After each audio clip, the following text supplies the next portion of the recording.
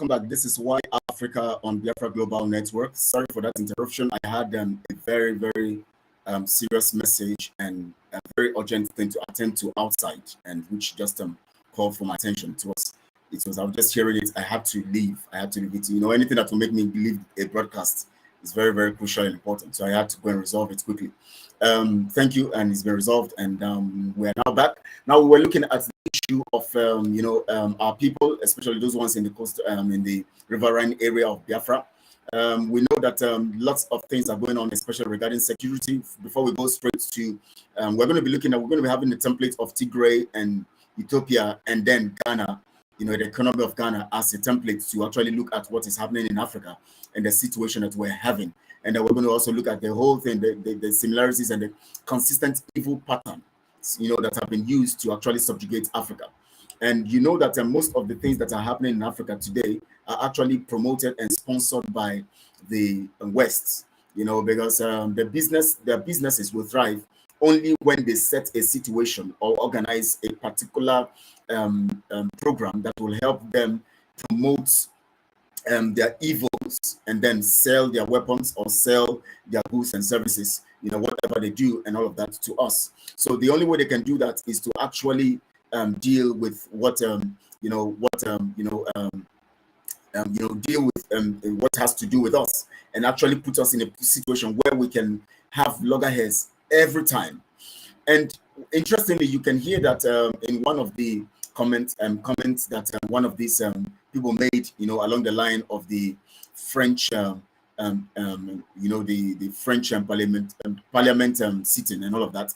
The man said something, go back to Africa. That is very significant. We're going to go on that matter. We're going to look at it and see how we can understand. Sometimes we don't need to take offense on things that happen around us, especially in Africa and all of that. The things that these people are doing against us in other nations of the world, we don't need to take offense about them. We don't need to take offense, on anything. We have to learn. What we need to do is to learn from these circumstances.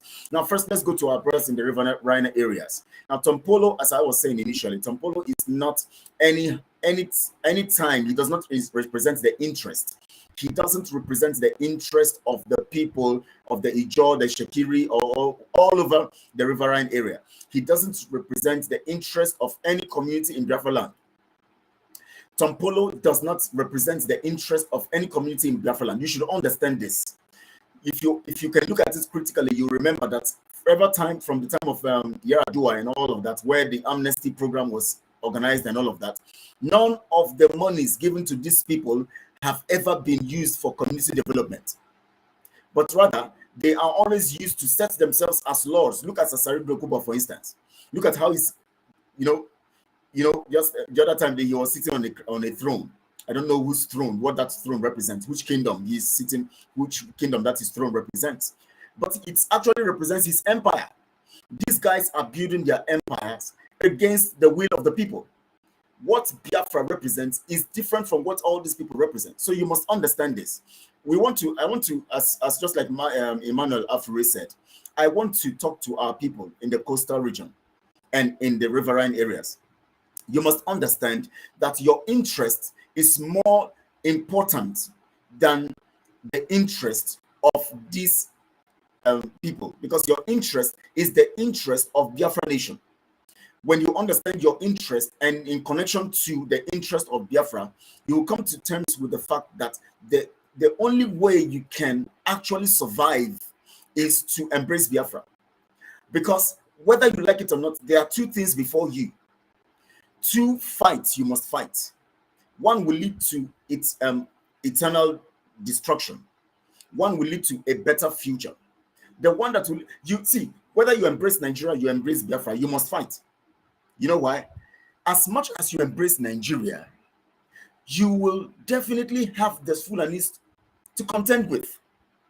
They will come to kill you. They will attack you. They will do everything against you. You must fight.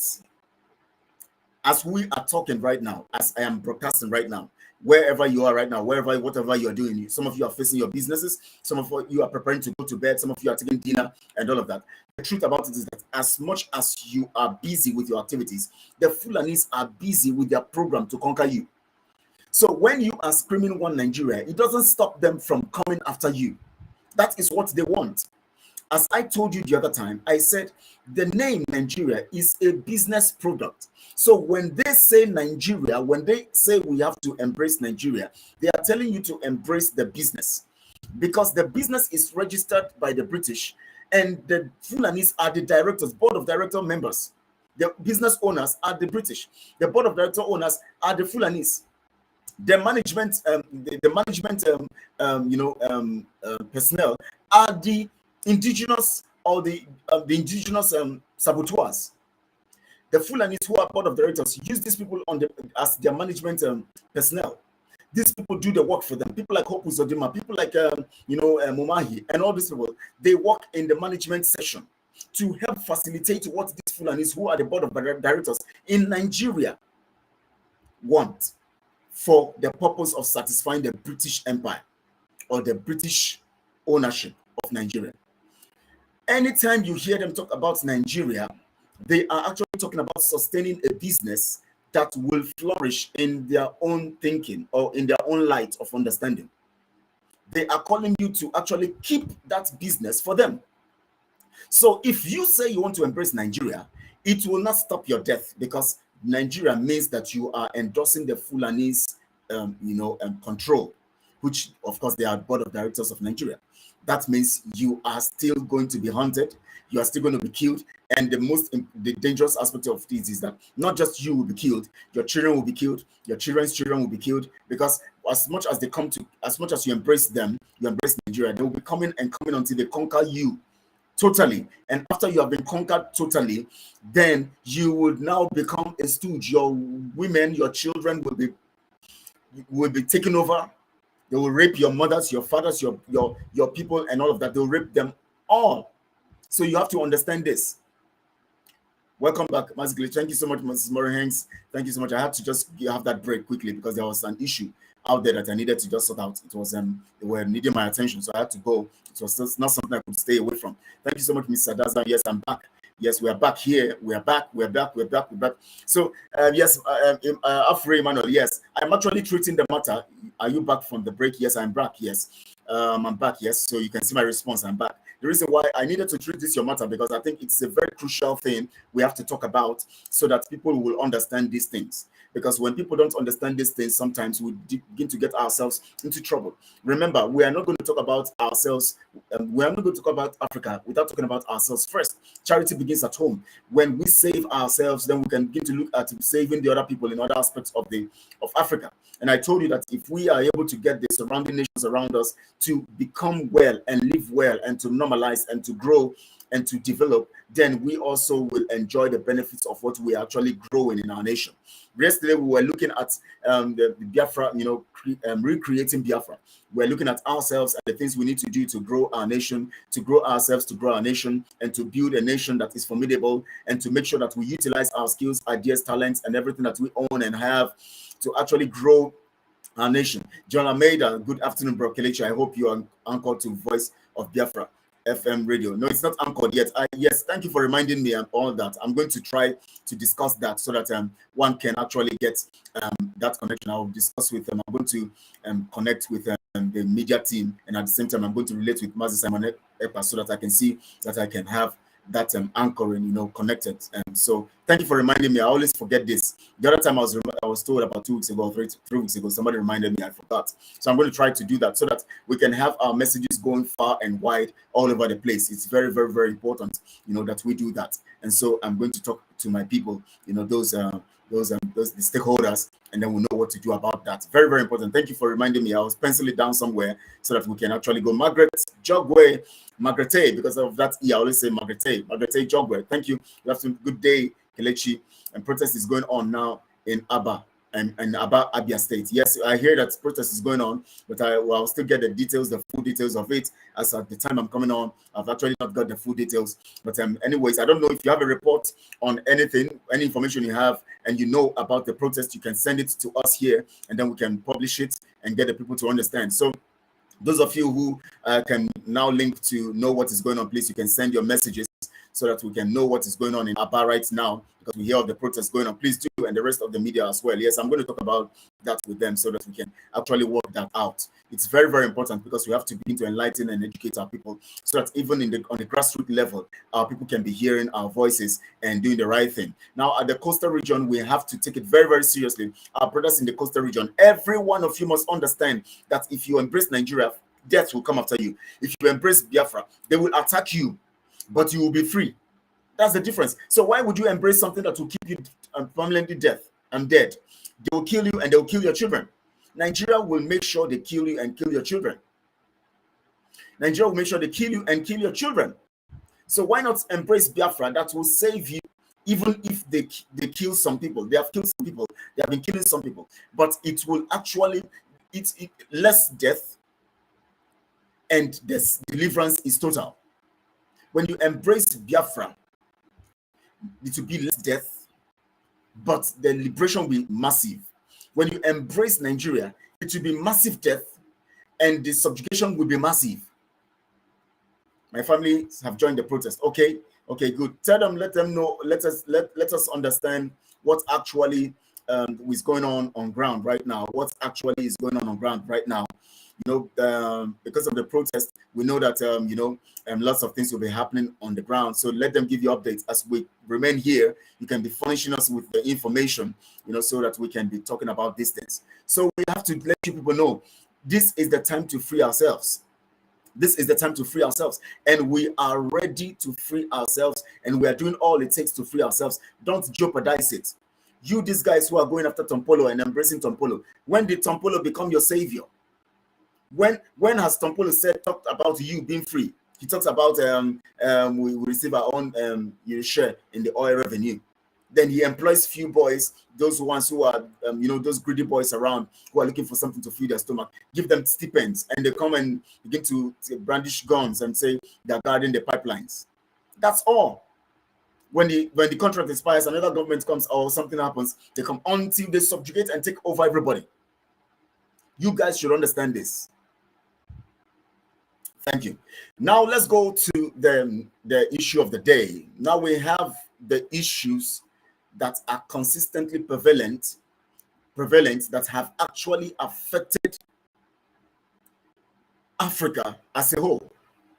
Now remember, as I said initially, the best way to survive, the easiest way to survive, is to actually think of the survival of those around you.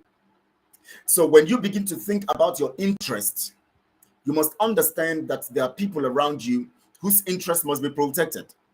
If their interest is threatened by your own personal interest, they will make sure that your interest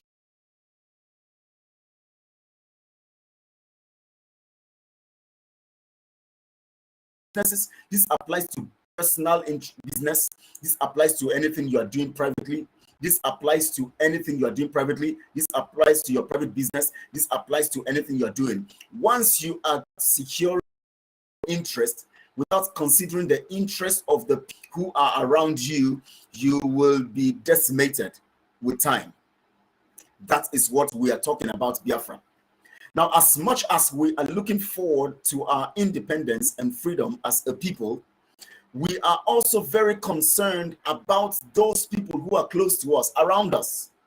We are thinking about Togo, Benin, Niger. Sorry, no, not Niger. Sorry, we're thinking about, of course, Oduduwa. Yes, not Togo, Benin, anyways, because we're looking at Biafra now. We're looking at Oduduwa nation. We're looking at the Benue region, the Middle Belt nations, and all of these ones who are actually trapped in that contraption called Nigeria. The interest of these people is very, very much important in what we do. That is why Mazi Nnamdi Kanu said we are not fighting to free ourselves alone, but we are fighting to free the whole of the nation's contraption. Mazi Kele, you are doing great. May God bless you, Mazi. Please share. Thank you so much, Mazi. Austin Okonkwo. Thank you so much. I'm delighted, to have your message, and good to know that you are here also. So that is why Mazi Nnamdi Kanu was insisting that we must also, people should understand that we're not here just for Biafra. We are here from every nation around Biafra. Oduduwa, the Middle Belt, and all the nations, even the Hausa nation. Because if we don't get these people's interest as a priority to our own interest, we are definitely going to get to battle so many things. When you succeed alone in a family, you would become a danger to yourself. The only way you can help your family, the only way you can help yourself is to make sure you help your family to stand. You see those your immediate brothers, those your uncles and children and all of those ones around you. You must seek for those ones around who actually can be invested in, and make sure that at least you set somebody up in one until they too begin to set other people up. You must make sure that you consistently do something to make sure others grow. That is the same way it comes to Biafra. Biafra cannot develop in isolation. That is why Mazinam Dekanu was saying that we're going to send oil, give free oil to all these nations around us. You know why? When they develop, the free oil is not going to go for nothing anyways. We're going to have an agreement. Of course, they're going to buy our products, our made in Biafra products, and of course know that we are going to go heavily into manufacturing, into infrastructure. The first few years of Biafra will be heavy infrastructure, heavy designs, infrastructural development, and massive construction, industrialization program, and massive orientation program. We're going to embark on massive orientation, which will push us, and as we go on in other programs like infrastructure and industrial development and all of that, technology and all of that. We're going to go massively. It's been said we're going to face these things massively because we are concerned about development. But the truth here is this: we must understand that there are nations around us, hungry, battered by slavery, battered by the British structure and system, that we all were victims, or we all are victims.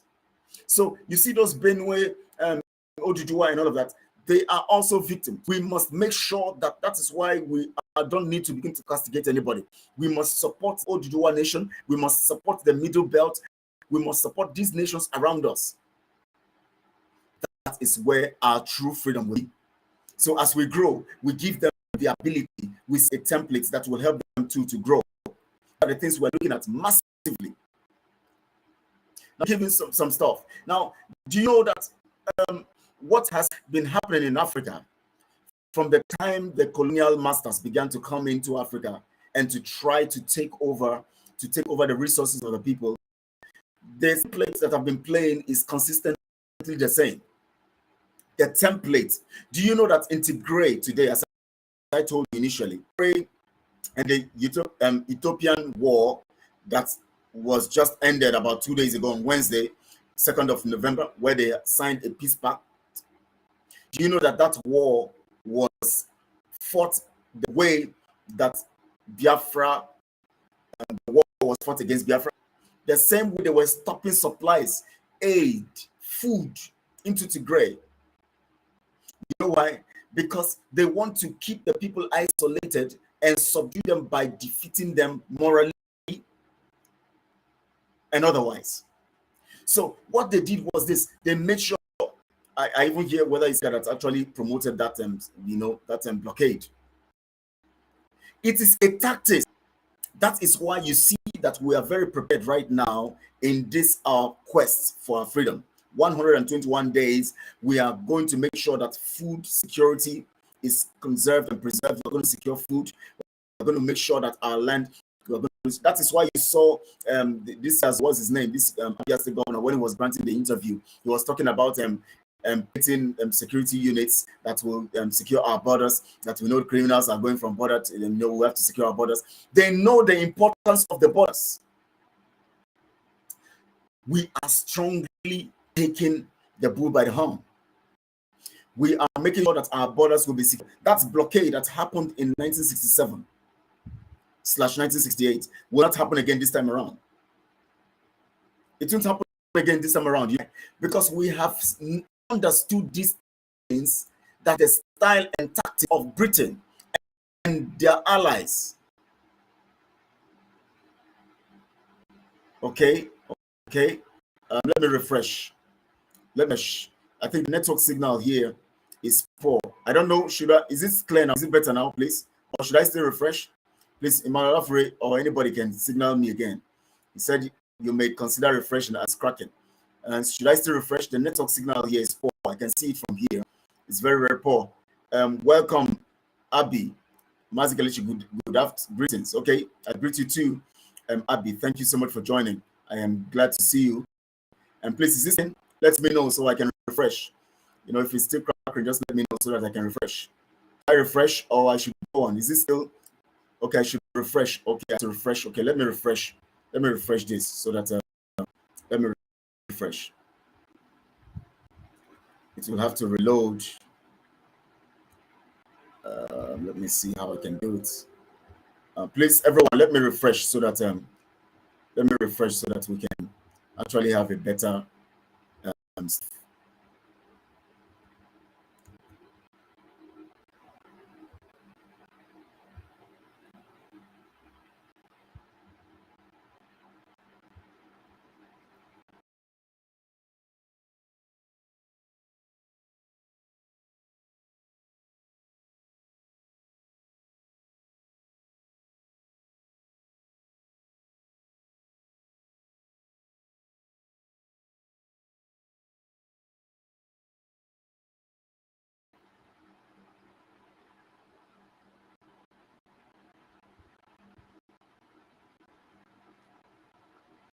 Yes, please let me know. Is it better now?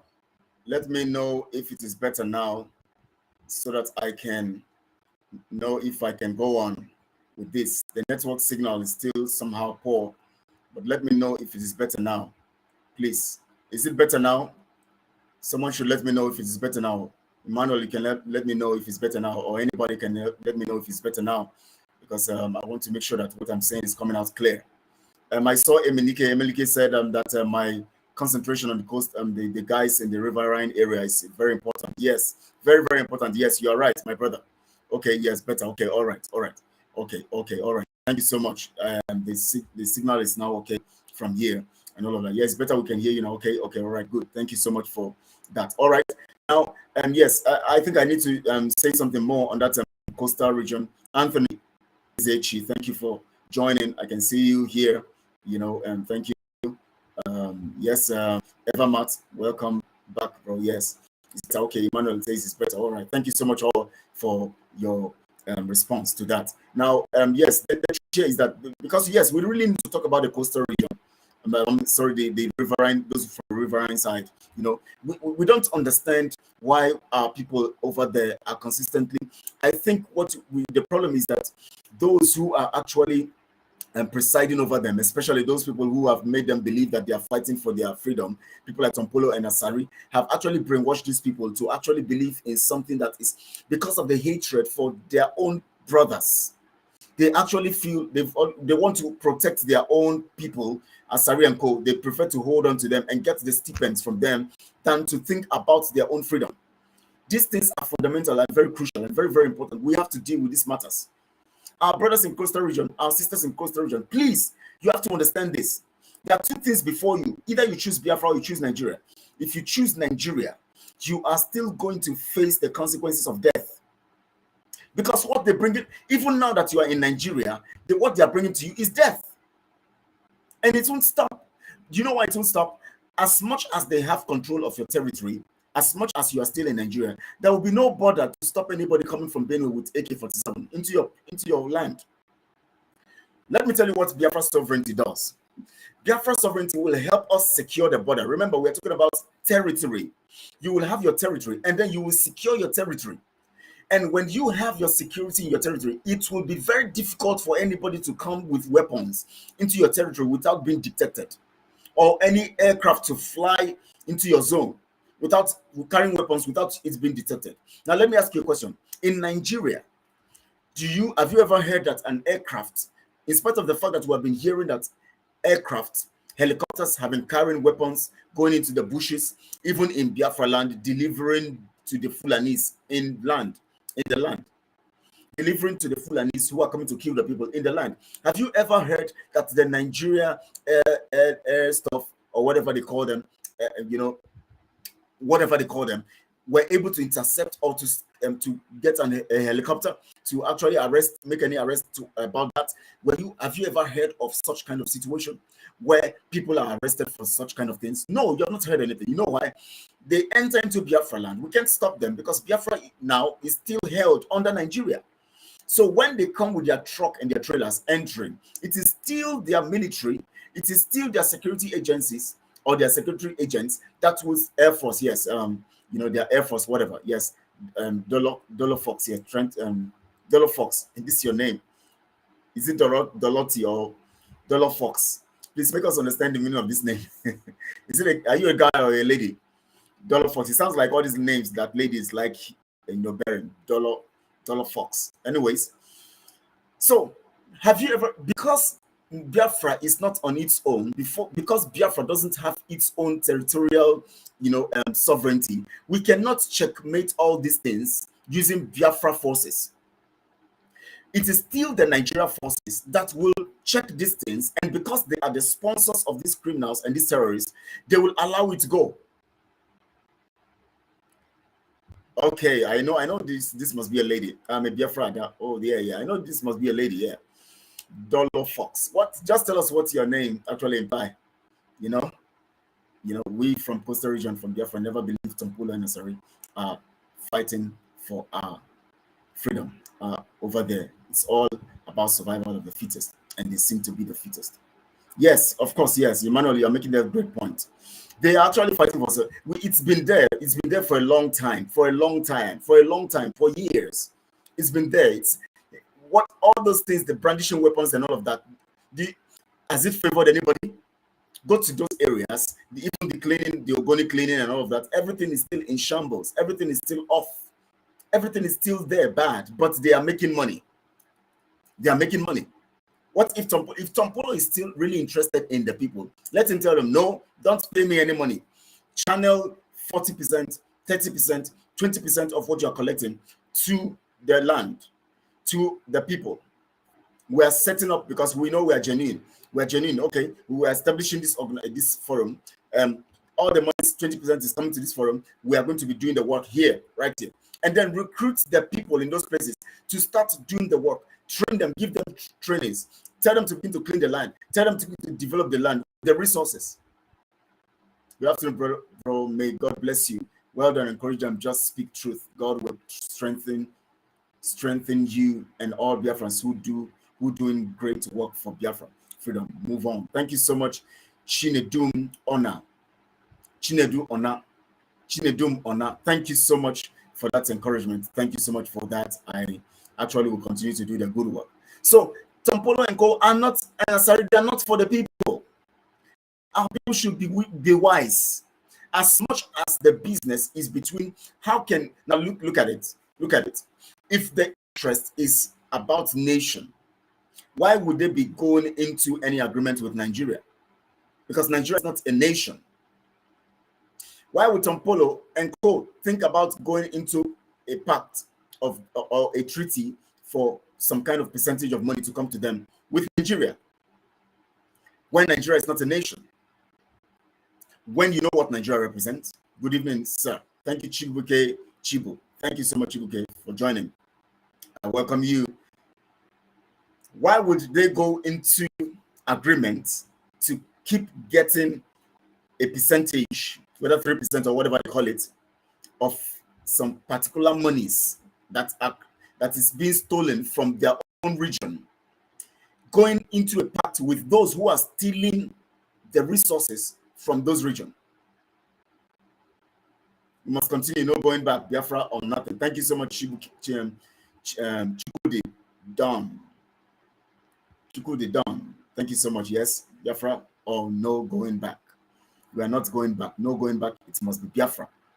Why now? Let's look at it critically, because we have to reason it out here, because we have to deal on this in the next 5 minutes. I'll be going to Africa issue. I'm going to be playing a particular video so that you can hear, what is happening in Africa and the situation, the things that are going on in Africa. Why do they go into agreement with a people stealing from them? If Asari, Tompolo, and Co are genuine, what should they be doing? Is it not to demand that these people stop stealing from them? They know these people are stealing from them. In fact, if you go to those places, you discover that most of the bunkering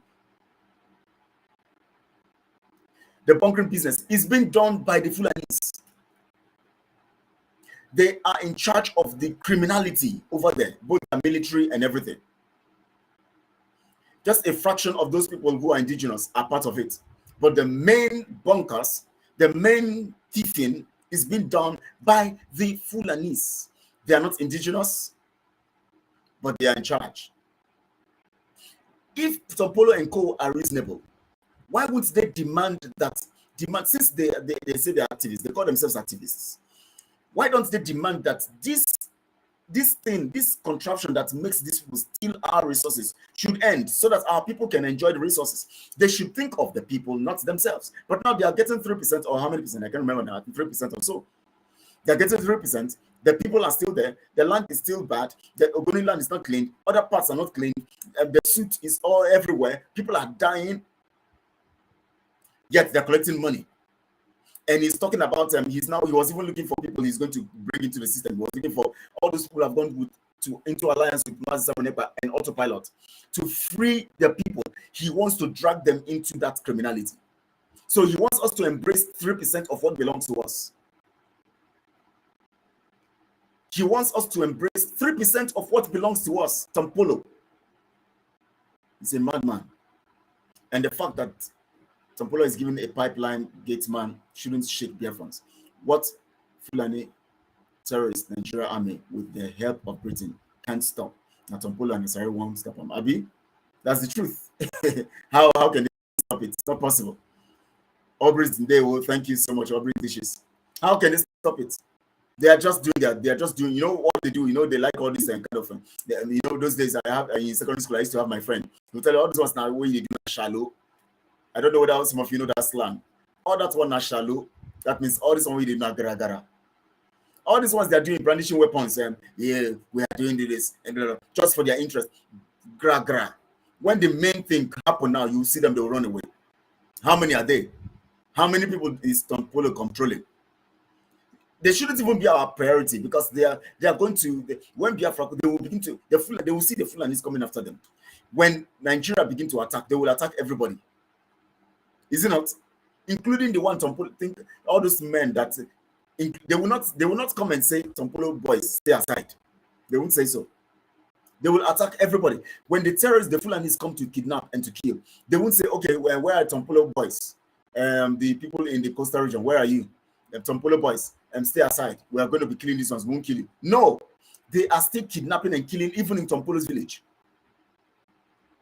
But yet, the same Tompolo goes into agreement with the people stealing from them. How should I go into agreement with somebody stealing from me? What does it make sense? I don't know. Coastal region people, listen to this and think like people who have sense. People are stealing from you, giving you 3%. They are stealing from you, giving you stipends, sending their people to come and kill you and kidnap you, and still take your resources by paying ransom. And you still want to go into agreement with them to continue to give you 3%. Does that not tell you that Tompolo is a criminal and his co and his team? Does that not tell you that they are criminals? It's as simple as that. You don't need any prophet to tell you what is going on. So I want you to understand this. They are criminals. They are criminals. Now let's go to the main issue of today. We're going to be looking at, I'm going to be playing a particular video that is going to give us some analysis. But first, before I go that, I'm going to play the jingle. Now listen. Africa is a British, and the Europeans, the Americans, the British, all of them have made Africa their territory of criminality. There's every evil. Fela said that now all of the problem of this world now will they carry for Africa. He said problems of inflation, corruption, mismanagement, stealing by government. All the problem of this world will they carry for Africa. Now, I'm going to use, the issue. I've talked about the Ethiopia and Tigray pact, the peace pact and all of that. And I've told you how they got that to happen is that they made sure that Tigray was starved. The people are starving. There was blockade, no supplies coming in and all of that. The same thing they did to us in 1967. The same tactics the West, the foreign nations, that foreign powers are using against Africa every time. That is why they always want us to be dependent on foreign supplies, food aid, and all of that. That is why they don't want you to invest. That is why they support the Fulanis to go into your farms to kill you, so that the people will keep having shortages, so that we will not always have food, and then we'll be looking for supplies from Ukraine. Do you know that the first stuff that came into Africa, going to Ethiopia, to actually supply, to give supplies, they said they couldn't go in because of the fighting at Tigray. The people were dying of hunger. They made sure that this thing didn't work, so that the people will now be subdued and they will now come to the table to sign peace pact. The same strategy they sponsor. Now you can imagine that man who is talking about immigration in the French parliament just yesterday, and one of these French racist people, you call them racist, but I don't call them racist, but I'm saying racist because you call them racist. But to me, they are not racist. Because if they say if you don't respect yourself, people don't go respect you. Now the truth, we have not respected ourselves enough. They now tell us what we need to hear, and we always get offended rather than being challenged by what they say. Now, what did the man say? He said, "Go back to Africa." As the man was talking about immigration, talking about those people coming from Tunisia and all those places, coming into Europe, wanting to come through Spain and all that, coming to Europe. The man was talking about immigration, and the man said to the man, "Go back to Africa." The man felt offended because he is born in France and all of that. He started claiming he's born in France and all of that. You're an African. The man told you the truth. Go back to Africa. Why don't we learn? Why don't we learn? Why don't we want to learn? Why do we want to think that when people tell us the truth, we take it as an insult? Now they are telling the man to apologize. It's shameful. He's even saying what the man said is shameful. How can it be shameful? Go back to Africa. Is it shameful? Go back to Africa and build your nation. It's as simple. What else do you want? Somebody says go back to Africa. You are saying it's shameful. Somebody says go back to Africa. You are saying it's shameful. Are you not supposed to go back to Africa? If Africa was good, will you be there struggling to be in somebody else's nation and saying you're a member of parliament in that nation? Godwin E.K. Greetings to all great Biafrans and lovers of freedom. That's the truth. So that French MP that said go back to Africa, to that other MP who is from Africa, is saying the truth. For what we did, call Ig.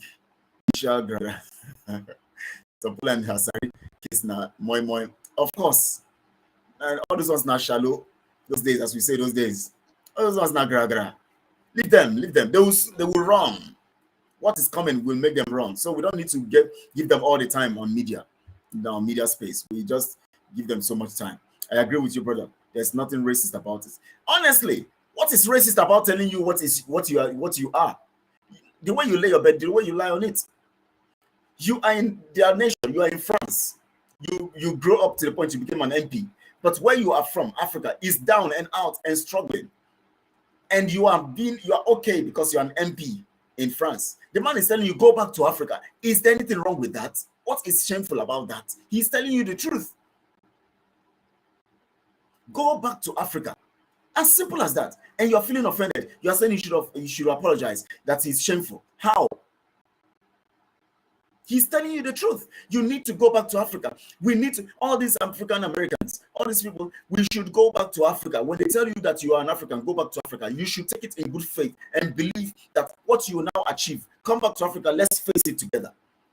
Let's build Africa. Because that is where your home is.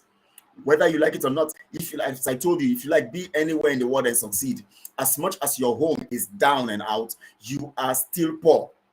Without the loot from the so-called Francophone and African countries.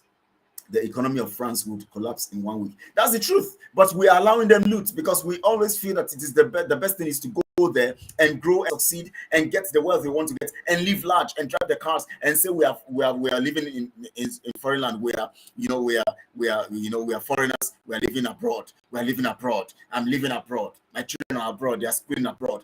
Shame on you. Shame on you. Thank you so much, Samuel. Thank you so much. I thank you. Amen. And I say, shame on you.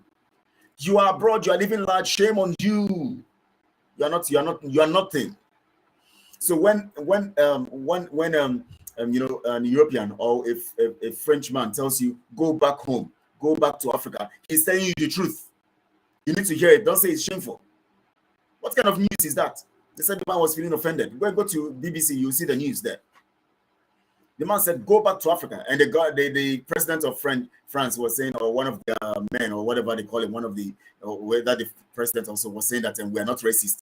We're not racist here. And the truth, yes, you're not racist. So what the man, your MP said, it's okay. He's not being racist. He's actually saying the truth. Why do we always want to avoid the truth? Why do we want to always avoid the truth?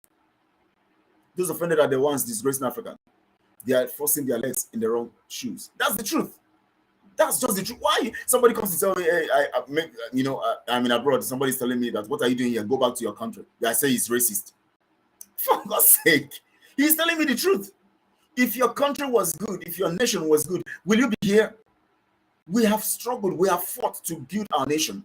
We have set it on the right standard. You now see the beauty of what we have done. You leave your poor place where you are supposed to also fight to get it done. You leave that place and come to my place, and you now begin to feel large and drive the best cars and begin to feel large and begin to look down on your own people. Go back to your people. That's what they are telling you. They are correct. Please, anywhere you see that word racist, tell them it is not racist. It is actually the fact. Go back to Africa and go and build your country or your nation. Water is the code. If they try to block the coming of Biafra freedom, Biafrans should give them water and clear by side and move on with it. Remain blessed, Biafrans, and focus. Thank you so much, my brother. So there's nothing racist about that. There's nothing racist about that. Now let's look at what is happening in Africa. Now, do you know how subjugated we are? They made sure that they tie our monies to their foreign currencies because we have relied on foreign supplies, foreign import. We are everything, almost everything is imported. Do you know, even as far as chicken, ordinary chicken, somebody can buy a fowl, keep in the house and train. Chicken, in a country like Ghana, for instance, they import chicken. Now let me play a video that will shock you. Let me play a video that will shock you. Before that, let me give you this jingle.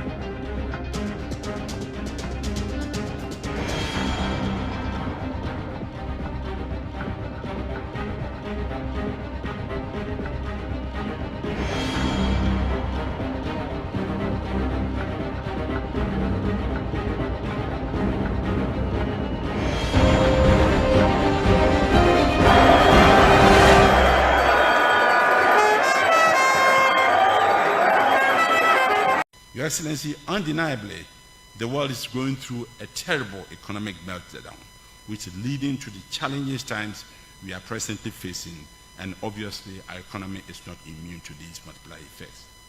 We mustn't forget that these challenges are partly due to domestic and global factors. In the same vein, these challenges present us with enormous opportunities. And if you permit me, Mr. President, I would say that there's a recognition of the fact that the structure, talk about Ghana, the structure of our economy has not changed much since independence, since we are an import-driven dependent country.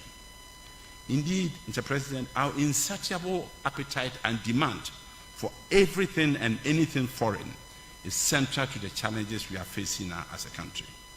And I personally believe that unless and until we take all of us, take concrete measures and actions and implement them, we will to have an integrated economy, and which would make us less dependent on foreign goods. I'm afraid our economic challenges will be further exacerbated. Without a doubt, I believe that a good start is to start with food. I think that it is unconscionable that most of the tilapia we consume in this country comes from China. Our frozen chicken comes from the Netherlands and the United States. And of course, we rely on Burkina Faso for our onions and tomato. Now, I'm sure you all learned, the Chinese having taken over, they destroyed our land and now producing cocoa, are now exporting cassava and gari and yams.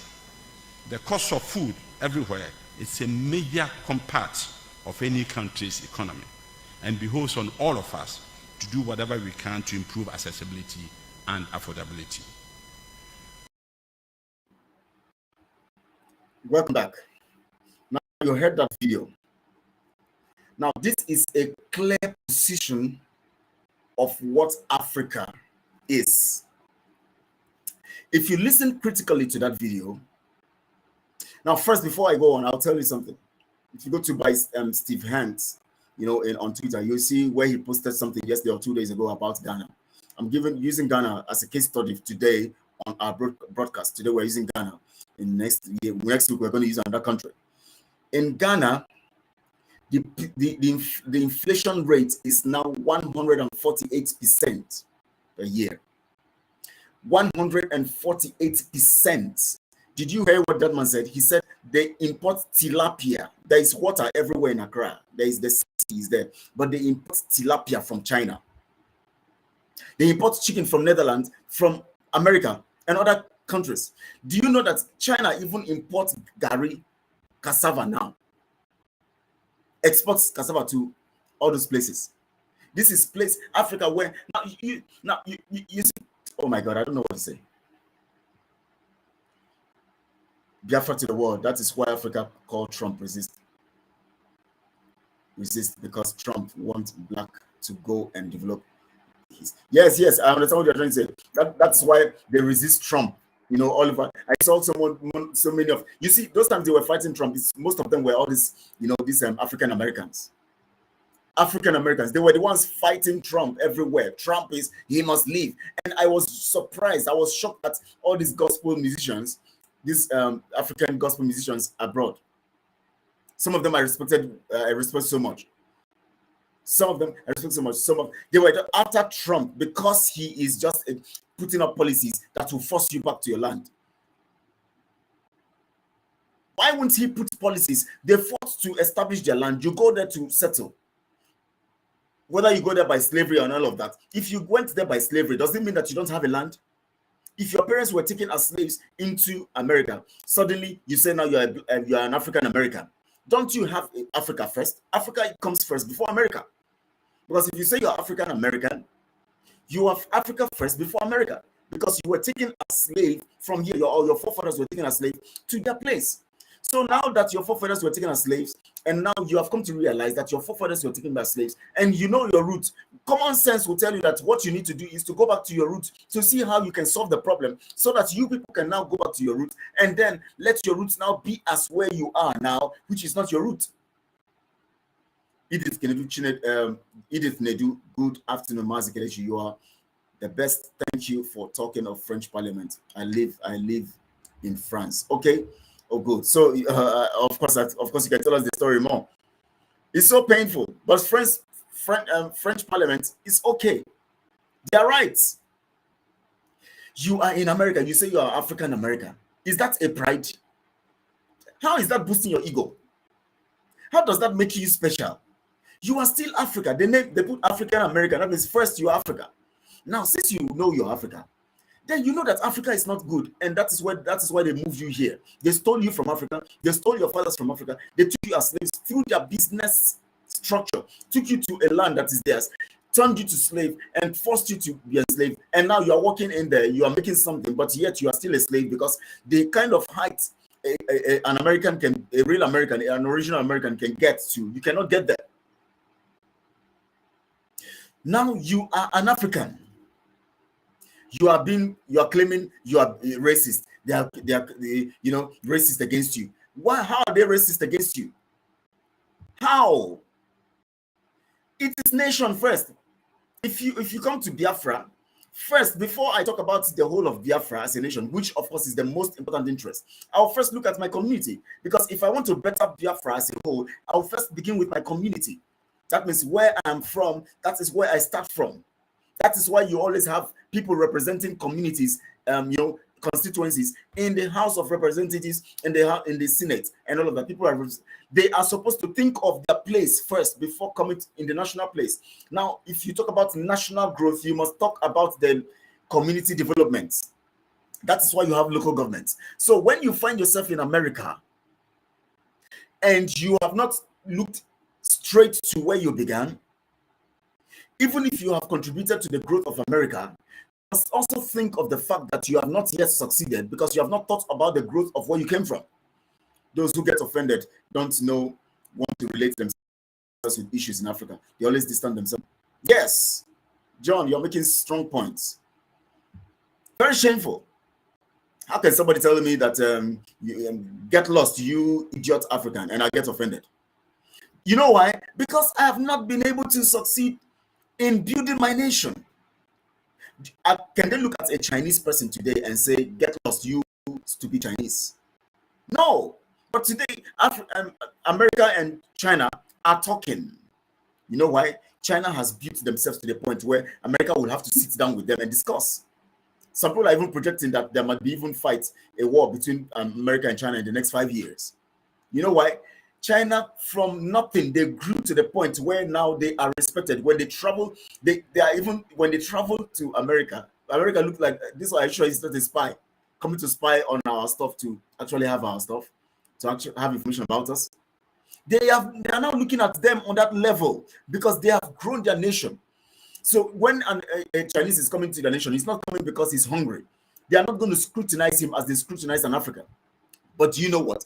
The contraption Nigeria was richer than China as at the 60s. Do you know that? According to William Shakespeare, many a truth is spoken in jest. That's it. Tell me the truth anytime, no matter how bitter it is. Thank you so much, Mr. Dazan, for that. Many a truth is spoken in jest. It is in that jest that you get the truth most times. So why do we feel? I was just looking at it in the news this morning. I said, why would anybody say he's feeling offended because the man said go back to Africa? He's telling you the truth. You are here thinking you are succeeding. You're not succeeding because where you are from is nothing to write home about. Everyone who is in America right now, you say you are an African American, whatever you think you are, and you think you have arrived because you are driving, you have 2 cars, you have 3 cars, you have some millions of dollars in your account. You think you have arrived. You are nothing. If home does not develop, if you don't fight to liberate that nation, you are nothing. Let me not use the word common. A Chinese is valued in America because his home has become organized. So when he gets to American airport, they respect him. But you carrying that green passport, when you get to American embassy, they look at you as shit first. Why don't we want to allow the truth to prevail? Why do we always want to make things look as if the problem is other people? When people look at you and say that you are stupid, check yourself. Why did they say I'm stupid? By the time you check yourself and you assess yourself, you see that you are right, you have done everything right, and then you know that person has a mental problem. Because by checking yourself, you will answer the question of that person's mental state. You don't attack the person first. You check yourself. What have I done that makes me look stupid? When you answer that question, when you answer that question by looking inwards, you will discover what the problem is. You will actually discover who that person is. You will know whether that person is on the path of truth, or the person is on the path of lies, or the person is actually mad or has lost their mind. You don't know the situation of the person's mental state or the person's disposition by attacking the person. You know the answer or the person's disposition or the situation of event by looking at yourself. So when somebody says to you in the French Parliament, an MP says go back to Africa, look at yourself. Why did he say I should go back to Africa? Then you look at Africa. You look at yourself. I am here claiming to be an MP in the French Parliament, and I'm an African. And in Africa, that is why sometimes when I see people, I see most Biafrans. If you check on WhatsApp and all of that places, you see somebody posting, so Biafran in US have been, promoted to so position and all of that. Well, how does that change the narrative of you being just nothing? How does that change?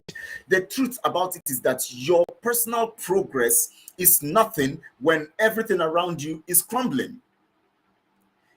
Just like I told you that in a family, if you are succeeding and everybody is not succeeding around you, you are in trouble. The same way also, if you are anywhere all over the world and you are succeeding and you in your country or your nation, your origin, your source is down, you are in trouble, because wherever you are, they will ridicule you. That is why they call you, that's why you keep claiming racism. You are fighting against racism.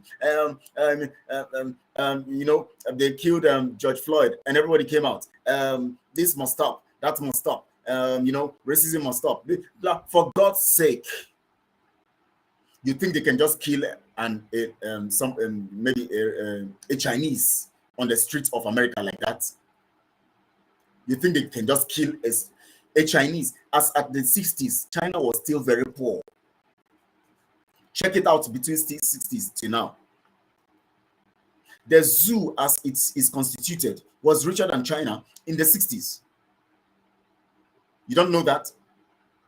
But now they can kill you that is from the zoo on the streets and nothing will happen. It will be as if nothing has happened. But you can't kill a Chinese on the streets of America anyhow. Because you know why? They have come to recognize that home was important.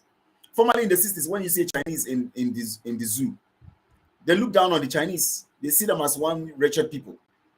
Today, the Chinese employ them, ridicule them in their own land, kill them in their own land. They even have police station in their own land. They have in the Netherlands and other nations which they are denying. They were so desperate to grow their own system. The desperation to grow their own nation had consumed them, that before you knew it, everything changed. Today, when China is discussing with Russia, America is shaking. When China says this, America wants to know what they have said. But when the zoo says something, they'll say it's shithole. Shithole. That is the truth. Why are you in America, who is an African, angry with Trump for saying shithole? It is a shit. For God's sake, what is shit? Shit is dirt. It's a waste product. You have allowed yourself to be a waste product. You are a waste product because they come to take your resources and they send the waste to you. They come to your land, they take resources, they build cars, they do all of those stuff. They send the waste back to you. They take your oil, they leave the waste on your land.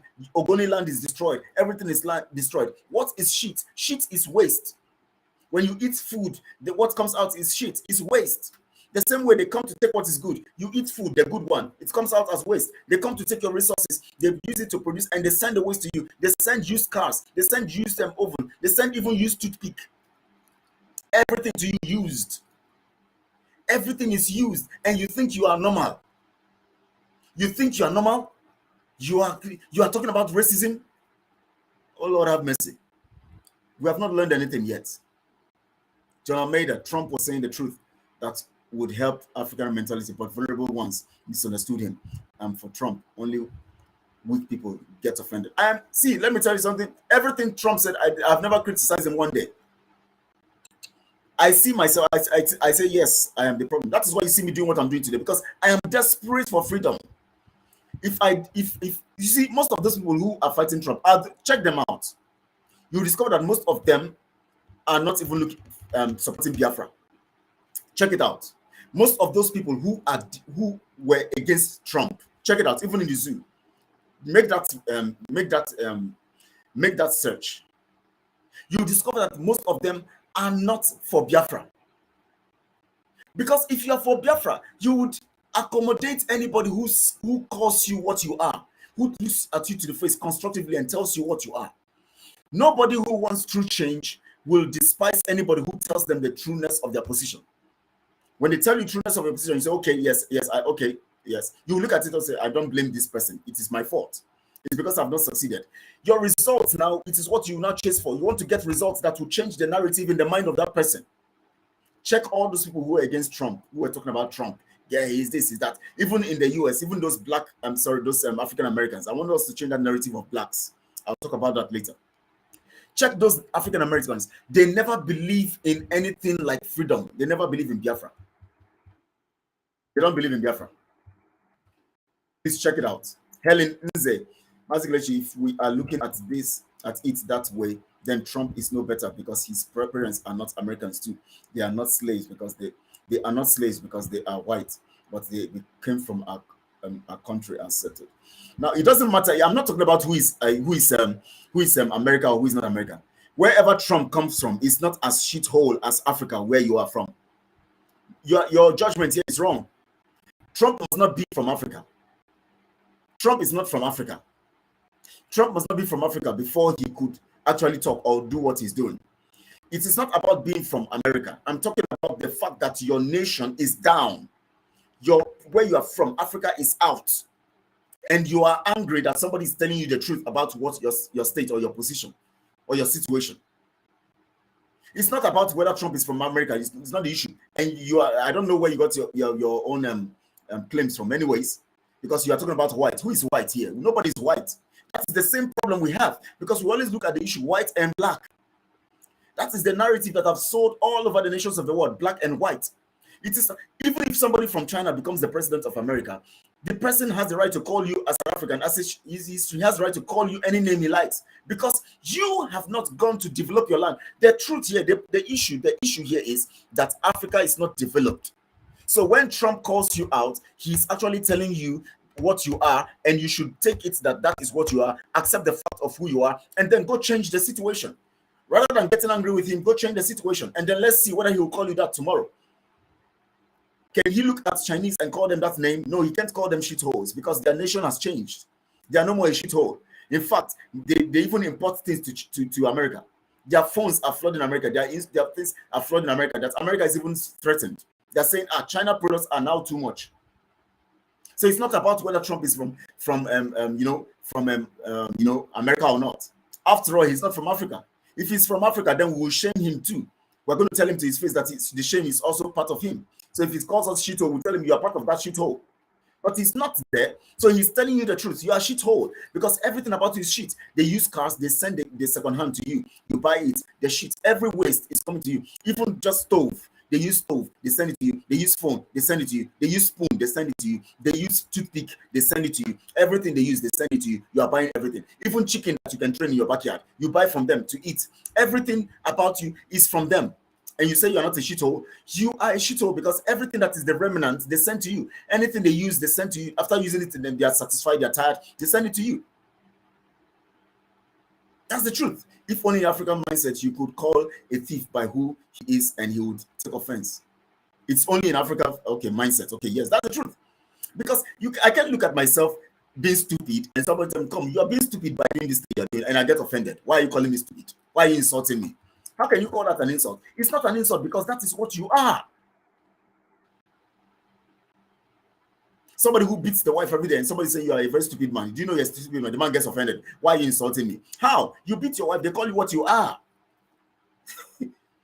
Western society work together to keep Africa impoverished. It doesn't matter the political orientation. Yes, we know they work together, but because we allow it. When they came in as slave masters, what happened? It is still our people. It is still the same. Even in West Africa, it is still the Ghanaians they contracted to conquer other parts of Africa and West Africa.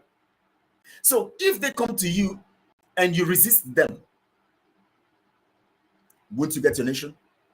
When the Americans started their nation and Britain was trying to exert power over them over time, they fought the British. They got their independence. They were able to fight the British. They took their stand. We want our nation, America. We don't want your contribution. Go, you are Britain, we are America. They fought them to stand still and got their freedom in 1778 or 1776 or something. I can't remember now. They got their freedom. If you keep permitting these people, you know that these people are evil and they are doing evil against you, and keep permitting them, you are giving the excuse that they are also part of impoverishing us. For God's sake, no, we are not stupid. Do you think that they were not part of trying to impoverish China or even India? India has even come up now. India is coming up strongly. Do you know what they did to India? Do you know how they subjugated India? Do you know how they killed Indians? Do you know that even American land is part of Indian land? The Indians were living in America. They killed them, and so, but yet the land of India, they have taken over. They are building their nation. You are in your nation. Everything about you, dollar rises, your money rises. Dollar, whatever happens to them, it happens to you. And you say something is not wrong with you, and somebody tells you that something is wrong with you, and you are feeling offended. We know that they are part of subjugating you because you allowed yourself to be. When you give people room to, when people are, see, let me tell you something. There's no way you can give somebody room. It's just like a woman, for instance. You know, you are into a relationship. You know this person doesn't love you. But every time you are trying to make him do things for him so that he can actually love you. Or you are a man. You know this woman doesn't love you. But every time you are doing something for the woman, for them to love you. From every sign, everything you have seen, this person doesn't love you. They abuse you, they insult you, they do anything to you, they take you for granted, they don't regard you, yet you are still doing the things you need to do for them. You're stupid. If somebody says you're stupid, are you going to feel offended? Of course, as an average African, you will feel offended because we always have this ego. In our foolishness, we have ego. In our poverty, we have ego. In our states, we have ego. And that ego makes us not see well, to see that we need to get up and get free. That's what ego does to us. So let's leave Western society. We allow them in. We allow them in. Samuel says, yes, so we have not learned, period. We have not learned. Call me shithole. I accept it. That is why I'm broadcasting. That is why I'm talking against the West. That is why I'm doing what I'm doing now. You know why? I want the to be changed, because if I don't do what I'm doing now, I'm not going to see change. If I do what I'm doing, you do what you're doing. Before you know it, will change things. By the time we change things, that person who called us shithole will come back. He will find it hard. It will be hard for his mouth to open to say shithole anymore. But when anytime it comes to say shithole, I go all over social media. You are idiot. Why do you call us shithole? Why do you do this? It changes nothing. You are still a shithole. But when he calls you a shithole, you come back to yourself. Oh, what do I need to do? Let me fight from my angle. Let me join those who are fighting. Let me do this to change the situation. When you change the situation, you don't need any prophet to tell him that he needs to change that name. He changes it automatically. John Almeida, my brother, you think like me, fire on. They use Floyd to create confusion and brainwash weak Africans. That's the truth. Use the issue of Floyd to just create sentiment, unnecessary sentiment, made everybody feel very, very, oh my God, it's just crazy. It's just crazy. We Africans must stand, yes, they will talk about the truth. We must accept the truth so that we can change. Mazi, you're very intelligent. You are aware of everything that is happening around the world. Thank you so much, Edith Nedu. I have to be aware, because if you want things to change for you, you have to know what is happening around you. Thank you so much, Edith Nedu. Thank you for that compliment. We have to accept where we are. We have to accept. You see, the problem, have you noticed it also, that when you ask somebody, an average African who is sick, it has become so bad that when you ask somebody who is sick, that what is wrong with you, you say, I am strong. The religion they have used everything to destroy the minds of the people. Somebody is sick. They ask you, they will tell you they are claiming faith. It is faith, an expression of faith. For God's sake, you are just, to me, you are just being stupid. They say, the Bible says, let the weak say I'm strong. How does the weak say I'm strong? By your actions. You take actions against. If you say you are, for instance, somebody calls me. There's one of somebody who will listen. Please, I need money. I'm sorry, I'm rich. I am rich. That is why. It's okay. You are rich. Fine. You say, no, you know what I mean by rich. No, I don't know what you mean. Tell me what is wrong. Tell me the state of situation so that I know how to help you. We now becloud our minds with that, that mirage of what, that ego, I am rich. You see them in religious places when they are praying, whatever they are doing, they say, I'm rich. No, I refuse to be poor. And you are poor. Tell yourself you are poor so that you can do something to change the poverty. What is I am rich? And you have nothing. I tell you, bring this amount, let's do this. You don't have it. Man, I don't have it. It is not faithlessness. It is identifying the situation as it is so that you can take proactive action. Because when you see the situation as it is, you determine that this thing must change. But when you say I'm rich, I'm rich, and then you begin to have one hope of one faith somewhere, of one miracle happening somewhere to change the situation. That is when, check out those who are always saying I'm rich, I'm strong. They are the same people who always want to look for one miracle somewhere. They are the same people who go to prayer houses to go and sleep, who get abused by religious people, who are extorted by religious people. They'll tell them there, say I'm rich. You ask them, how are you today? Oh, I'm strong. When you tell me that I'm strong, I say, okay, fine, thank God you are strong. They say, yeah, you know what I mean now. What do you mean? Oh, Africa. Trump is the best all the way. I love him. Till tomorrow, period. That's it. Somebody who tells you the truth, I love him. You can change my mind on that. No matter, I'm not saying he's the best. I'm not saying he's a upright person. But I love his stance on the way he's. Tell us the truth. Let's know. We have to change Africa. And to change Africa, we need to start from our land. Come to your land, wherever you are, all over the nations of the world. Do the things. If it is to support ESN, if they say you are Black American, you are a Negro, you are this, you are an idiot, you are this. Leave it. Let them say it. All you need to do now, that money you are making from their land, go and support ESN.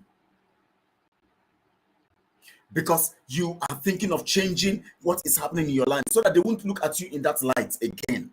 The only way you can make them not look at you in that light again is to make sure that what prompted them to say that rubbish to you is corrected. That is the only way. Trump is my champion anytime.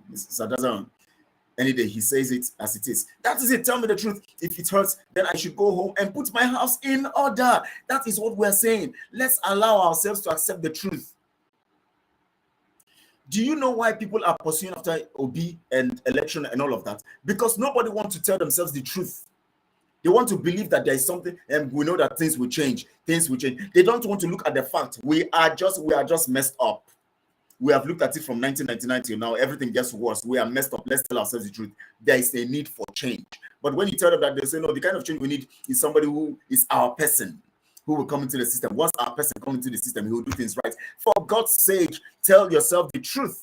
These people are incompetent. These people cannot do it. These people are... Anybody, if APC truly wanted to change, if PDP truly wanted to change things, because that Peter Obi was part of APC and PDP, if they truly wanted to change things, when they were in power, they would have pushed for restructuring.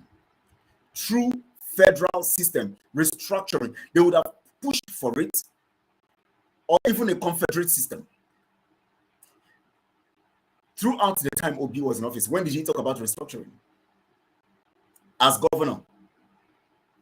When at least at that point now, we can say he's with his people. Whatever happens, Fulani attacks him, he's with people. Is it when he goes to Abuja, where all around him, everybody around him, including his vice, are Fulanis, where they are watching every of his step? If he messes up, they can shoot him in the office. Is it when he gets there now, he's going to begin to talk about restructuring? Or he's going to begin to talk about changing things and making sure that Biafra nation gets its own, Biafra comes to the point of referendum? Do you think it is when he gets to Aso Rock in Abuja, the land of the Baggies, where Fulani has even taken over the people of Baggy and subjugated the Baggy people and taken over that land? Do you know that Abuja does not belong to Hausa? Abuja does not belong to Fulani. But today, Abuja is Fulani land. Fulani have taken over Abuja. The original people of Abuja are the Buaris and Baggies. They are the owners of that land. The other time I was in Abuja, I met their youth president, or whatever. I don't know what they call it, national president, the Baggies. And the indigenous people, their youth president, we even snapped, we talked, we discussed issues. They have taken over. Is it when Peter Obi leaves Anambra where he was, he couldn't change anything? He couldn't even speak about restructuring. He couldn't even try to even make sure that he sets the structure right in his place. He couldn't do all of that. And even from his point, push for other people around all Biafra land to tell them, come, let's push this thing now that I'm governor. And my initial mindset is that we're going to get it right. So now let's start this issue. Let's sign together and let's send it to Aso. We want restructuring. Let's manage our resources. Let's fend for ourselves. We want it this way. He couldn't push it from where he has all the people around him are mostly from Anambra or from Biafra land. Is it when he has gone into Aso where everybody around him will be from Fulani? Is it at that point that he will now change things? Our people don't have sense. And when you tell them they don't have sense, they will tell you it's an insult. That's true. Samuel says that's true. When you tell them they don't, somebody now tells you that something is wrong with you, you take it as an insult. Margaret Chogwe, Donald Trump is 100% right. Definitely is right. Nobody can say he's not right. You are a shithole. I am a shithole. Until we change the narrative. You see you that is in America driving the car and bragging and raising your shoulders. If you don't support ESN, you are a shithole. If what you are doing, you are just there eating burger, and all you are doing is eating pizza and eating and shitting. Wake up in the morning, go out, work, come home, eat fat, get fat, eat shit, get old, carry all the girls, or follow all the men, or do all of that stuff, and then get old. Then your children who you born in, who you gave birth to that place, because now born in Nicola, where you born for that place, they continue the process, and you think you are enjoying your lineage, and you are a shithole. Because where you are from is in shambles. As much as your foundation is in shambles, you as an extension will soon dry up and be cut off. It's just like the tree, the tree is growing and all of that, then the branch is flourishing, and then the tree begins to dry up. Very soon the branch will dry off and fall off. Unless you decide to, as a seed, you cut off that tree, plant something else, and get it right. That is what we're saying. Are you aware that most of us who are flaunting our wealth abroad have not bothered to mold one block? Talk less of building a more house back home. That's the truth. That's just the truth. Just flaunting wealth. I don't know at what point we got so stupid. Because even before our people traveled, they were looking at the Europeans and the Americans and the people of the West in a light. So they had this low self-esteem. So when they travel abroad and they now feel that they are in the midst of these people that they were looking up to and feeling that they are superior, they now begin to brandish their ego around and now begin to look down on their people who are back home. These are the level of stupidity. And somebody calls you a shithole for misbehaving and you are angry. Somebody tells you in French and Parliament, you go back to Africa, you are angry, you are saying it's shameful. Who should be ashamed, you or the person who said go back to Africa? Okay, so you are a shithole. You are where you are not supposed to be. You're supposed to be back home and help your home to grow. And somebody says that where you are now, you're not supposed to be there. Go back to your house, and you say the person is shameful. Can you imagine the mindset? Listen to that video I played. Ghana's inflation rate is measured at 148%. Do you know what it means for an economy? Inflation, because it is being measured with dollars. So the dollar, with the pressure and everything, crumbles the Ghana cedi. The same way in the zoo everywhere. Today now in the zoo we hear about $1 is about 800 and something naira. $1. So horrible. They import tilapia. They have waters around all over their lands. Ghana, everywhere. There's the sea, there are the rivers, everywhere is water. Yet they import tilapia. They have vast land where that is not cultivated, nothing. They can build farms, poultry, and all of that, grow chicken and all of that. They still import chicken from Netherlands, from America. They import chicken. The chicken where they inject chemicals to store them. Freeze them, pack them. They will be on the road for some weeks. They will come up, they will keep all those stuff, and those injected chemicals in them, we will now take them, we'll start eating them. and somebody now comes to tell you the truth, you are angry. Good afternoon, Mazi. Akachuku Okike Abiyama. Thank you so much for that. Thank you for joining. Thank you for joining. Thank you for joining. Let me go on the messages now because of time.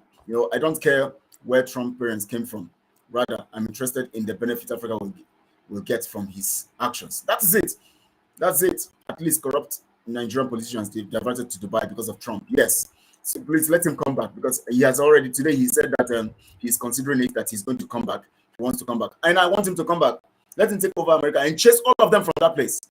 Chase all, I said, even if they chase them, all of them, and just chase them, give the money they have worked, let them take their money and go. Chase them, set the policies, chase everybody from America. Let all of us leave that place. Everybody go back home. Go and build your home. You are a shithole. Go back. I'll be glad. I'll be happy. The marriage friendship will not stand. The marriage of friendship will not stand. Okay, Margaret Jogwe, I don't know the context you are talking about. I think I said something that pertains to that now. So remind me so I can understand. Mazi Namkanu, the only leader we have in Africa. May God bless you where you are by opening our minds for who we are. May God strengthen you and your disciples. Someone remain blessed and blessed you all. Thank you so much, Chinedum, for that prayer. Chinedum Mona. That's the God will bless him wherever he is. God must bless him. God must bless him. Truth will stand, will always stand. Reject fake on. Thank you so much for that. And Aubrey's dishes laughing religious madness. Honestly, it's religious madness. Honestly, it's so painful. There are some things you think about and you need to understand where your problem is from. Tell them you are poor. They won't say it. They say they are rich and they don't have 10 kobo in their pocket. 1 kobo in their pocket. They say I'm rich. So what's wrong with you, brother? I want to greet you. Okay, yes, okay. How are you? I'm fine, brother. Brother, I'm very rich. And you are rich, and so why you bothering me? Please, I need some funds. No, now, brother, you know what I mean. What nonsense is that? You are rich. I say, okay, God, good to know that you are rich. Give me some money. You say, oh, brother, you know what I mean now. What's the meaning of that? Does it make sense to any normal human being? Obi London boys now wearing Fulani cap. Don't mind those people. Now and now look like them. Biafra watching. That's it, Samuel. Those people, we're not even interested in whatever they do. We have said no election in Biafra land. So whatever they do, they are just wasting their time. He knows too. That's why he's not spending his money. He's only using the foolish people around him, using their money to actually campaign and do all the travelings and everywhere. He's not spending his money. All of you should know. Rather, he's getting more. My people were upset during the last US election because Trump called Africa shithole. I said we are not only shithole, but latrine. Thank you so much. Obviously, dishes. We are really latrine. Honestly, it's 900 now, please. You can imagine the dollar to naira is 900 naira. Dollar to naira, 900 naira. Because all we do is import everything, including fried sheets. They will fry sheets they will sheet in America. They will fry it. 4 days, people will buy and eat. Because, you know why? Everything in America is beautiful. Everything in Europe is beautiful. So fry sheets there. Go make sheets, mix some things, spices in the sheets, fry it. Forward, they tell them it's made in America. They'll buy it and eat. The other day, there's one time I saw a video, where they say some of our people, they go abroad. What they do is they go to eat the sheet of these Europeans and the people of the West. They will literally go, they will poo into your mouth. You will eat it. They will pay you for it, for eating the poo. What an insult! I watched the video. I was watching this live as the man was shitting inside of the mouth of this lady. Watery shit. This, I don't know whether it's an American or I don't know what, but it's fair colored. Of course, we don't have white and black, so all those nonsense. He was shitting directly into the mouth of this lady. It was videoed live, and she was eating the shit. And I hear they pay them for that. And somebody tells me that. Someone says it's for months now, 900 naira for $1. What, 900 naira for $1? Eating shit. This one not be said and tell me I saw the video. I was even thinking that maybe they captured the person and forcefully made the person eat the shit. They said no, this is also another business where you go, you eat shit. They find pleasure in doing it. The shit inside of your mouth, you eat it, they pay you. I say, what? Has it gotten to this level? I go eat the shit now. Waiting there, I go eat the shit. I wash it, then after I go hospital, go treat myself. What nonsense! Do you know that the map of Africa drawn by Europeans is a misinterpretation or misrepresentation of the true size of Africa, which is about 6 times of what we are shown? We are waiting for Europeans to correct it. Yeah, that's what I think. I think I've heard of that before. Yes, where the mark is actually drawn to actually restrict us. And the truth about it is that all these things I just meant, they use every tool in their disposal to actually make us to shrink us. Unlike their brother Nigeria, who imported pig milk from Holland. You can imagine, just pig. We have goats, we have cows everywhere, we have everything. They are importing milk. They will tell you it's Hollandia. Hollandia. People say yes, it's China Hollandia. No be if na Nigeria milk. I no buy. Please give me Hollandia milk.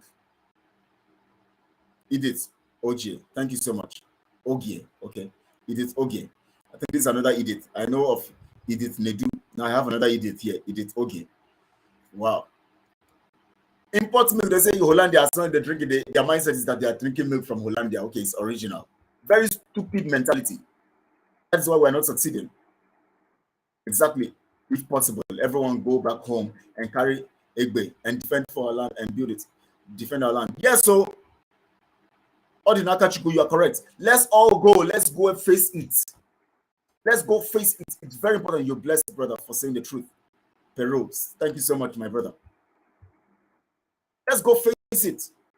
Toothpick is imported daily. That's it. You can imagine toothpick where we have trees everywhere. I can even take something now, blade and something, just cut one thing from one plant and just make toothpick and start using it. People go to import for that purpose, including that Peter Obi, who is saying he's going to come grow economy. He has importation businesses, importing things everywhere. All the monies they have stolen as politicians, they go into importation. They go outside in South Africa, build hotels, go to UAE, build hotels, build refineries outside, invest in other people's land. Then they import things into the zoo. And somebody says we should be smiling. They call you shithole, you're angry. You don't know you're more than shithole. They just even use a very better word for you, shithole. And you think shithole. You don't know what shithole is? That is where everything dirty comes in. All the things you're using, some of you in your houses right now, some of the things you're using is not secondhand. Stove you're using is not secondhand. Even personal iron, everything you're using secondhand. The phone you bought, didn't you buy it secondhand? Are you not a shithole? Because it is what they have used. They send it to you. Anything I use and send, it becomes shit. Why don't we accept the truth? Even me, I've bought secondhand things before, even cloth. But we cannot remain in that situation. Let's accept the fact that they have called us what we are. Let's change the narrative by what we do. That is what we're saying. Emily, the European dissolution of Africa is spiritual, but their domination is warning as there is an awakening of the 12 tribes of Israel. Yes, it's spiritual, yes. Just as they are spiritual, we are also spiritual. So we should be able to stand. The truth about it is that whenever people are being destroyed by spiritual means, remember, they have broken the edge. That is why the serpent can bite. As long as spiritual matters are concerned, if you are upright and everything, it doesn't come to you. The first thing that what the spiritual can do to you, to get to you, is to make you fault something or to break a rule somewhere, a spiritual rule somewhere. Once you break that rule, the attack comes on you. It's now works. That's why the Bible says a curse without a cause cannot stand. So check it out. Before they get you, even before they poison, even when they want to poison you, you must take the poison in. Most times you see people deliver from poison. Those people have pure hearts. Because of the state of their heart, they are free, they are saved.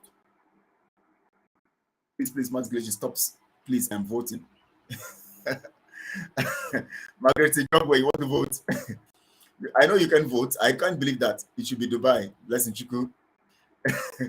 I know you can vote. Blessing Chiku, it should be Dubai. What is Dubai, please? Make us understand. Prince Ezem Yanacho. Okay. Please, you can, our guest, Prince Ezem Yanacho, you can go to his Facebook, and this link he has sent here. You can watch a particular, message that he has posted there. You can find it there and go through it. You're going to hear some powerful things again from him. He's always there, and you can also become his friend on Facebook so that you can be getting updates, and also follow him on Facebook so that you can get some details of what he posts there. So you check it out and then copy of everything Western. Think it is better when Africa is original, blessed with everything. I'll be honestly, that is why you see me talking angry like this, because I don't know why our people don't want to reason. Are we going to die like the other generations that have died? still will come to our time, we still become foolish and die. Another generation comes and still lament and die. We can't continue like this. Chika Okore, hello, my people, I greet you all.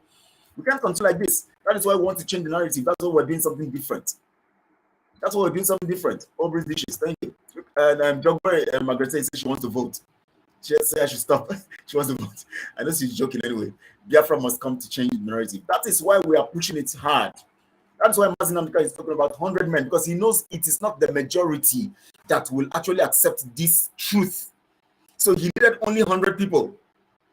Let only 100 people accept the truth. We are going to bring the zoo down. And we are up to more than 100 now. The zoo will fall.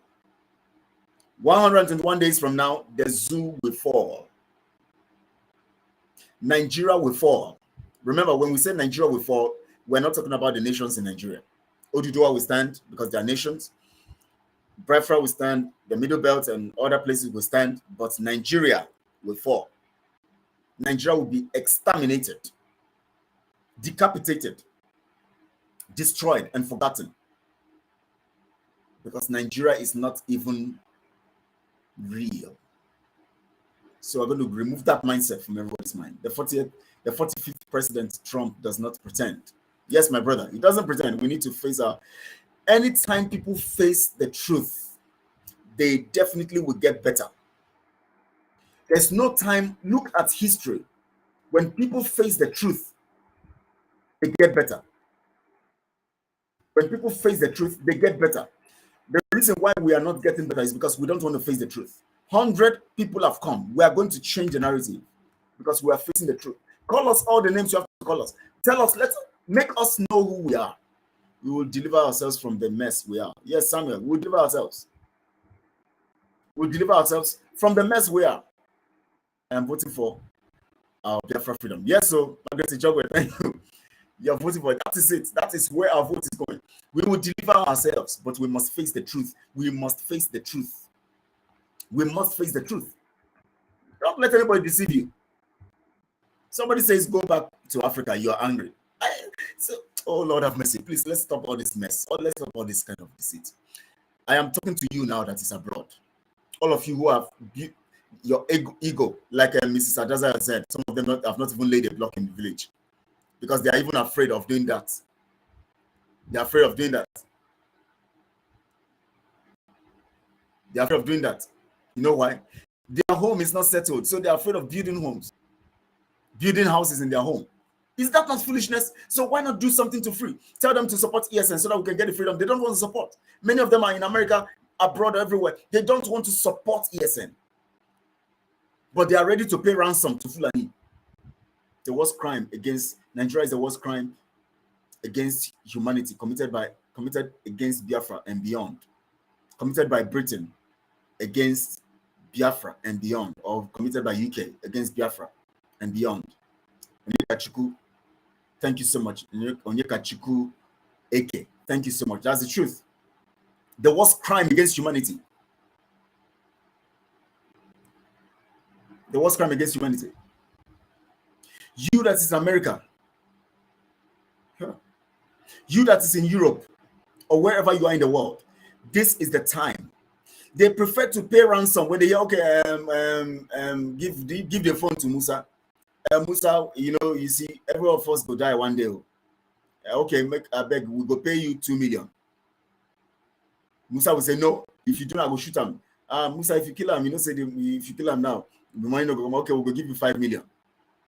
They prefer to negotiate to pay the killers than to pay for the security of the land and for the freedom of the people. Because it is all about self-ego. It's about self, about ego. It's about me. They are comfortable. When they pay that money, they don't feel it because they are, thank God, I don't save them. I don't save my brother. But to pay to sponsor ESN, where they know that we want to get our freedom, they tell you, don't mind those idiots. Don't mind those people. They're looking for money. Which money? I beg no time. Look at all these people, all these market leaders in Alaba, Ladipo, all those places. Most of them are not even thinking of, but yet they are spending millions. Give phone to Musa. That's what they do. That's what they like. They want to show their ego. Okay, I can bail him. I can bail him. Musa, you see, Musa, I go give you this amount. Which account? How I go meet you? How I go give you the money? That's all they know. You see, they have become too selfish, too egoistic, egocentric, and so much concerned about self that the things that are a priority, they don't see it. It is those things that will boost their ego so that they will tell the world, I'm the one who paid the money to free him. Ego, I am the one who paid. I brought 10 million. Didn't I bring 10 million to free you? They kidnapped him now. I brought 10 million naira to free him. They'll come from abroad. They have kidnapped Chukuma. Chukuma has been kidnapped. Oh, okay. Give them the phone. They have called. Okay, give them phone. Musa, I beg, make you no kill me. I will send you money. And then I'll drop. Give the phone back to Chukuma. Chukuma now, they now drop the phone. Chukuma's maybe their parents who called them from Biafra will now call their brothers. They are sitting, all of them sitting around the phone because they know he's the boss, he's the Lord. He has positioned himself as overall. He has positioned himself as overall. So they will now sit around the phone as he's talking to them. My brothers, you know what you'll do? I'm going to be send your accounts. Let me send you, please, so that you go and pay that money. Go and pay that 5 million. You go and pay that 10 million to them. Let them free him.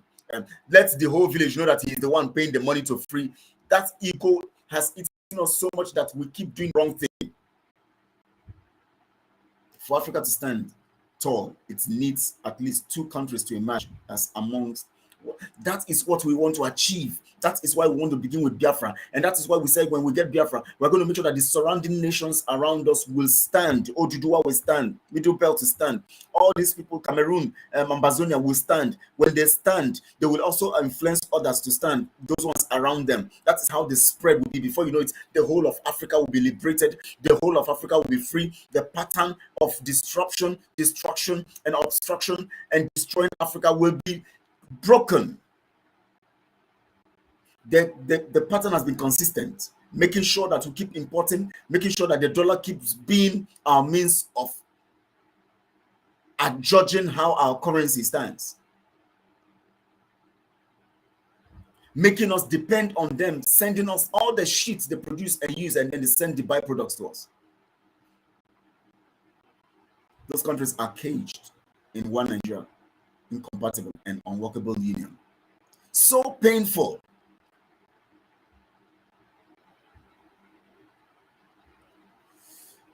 Ego Wine, we have actually been looking out for your message. Thank you so much for sending your message. Thank you so much. Delighted to have you here. These are the things we are talking about.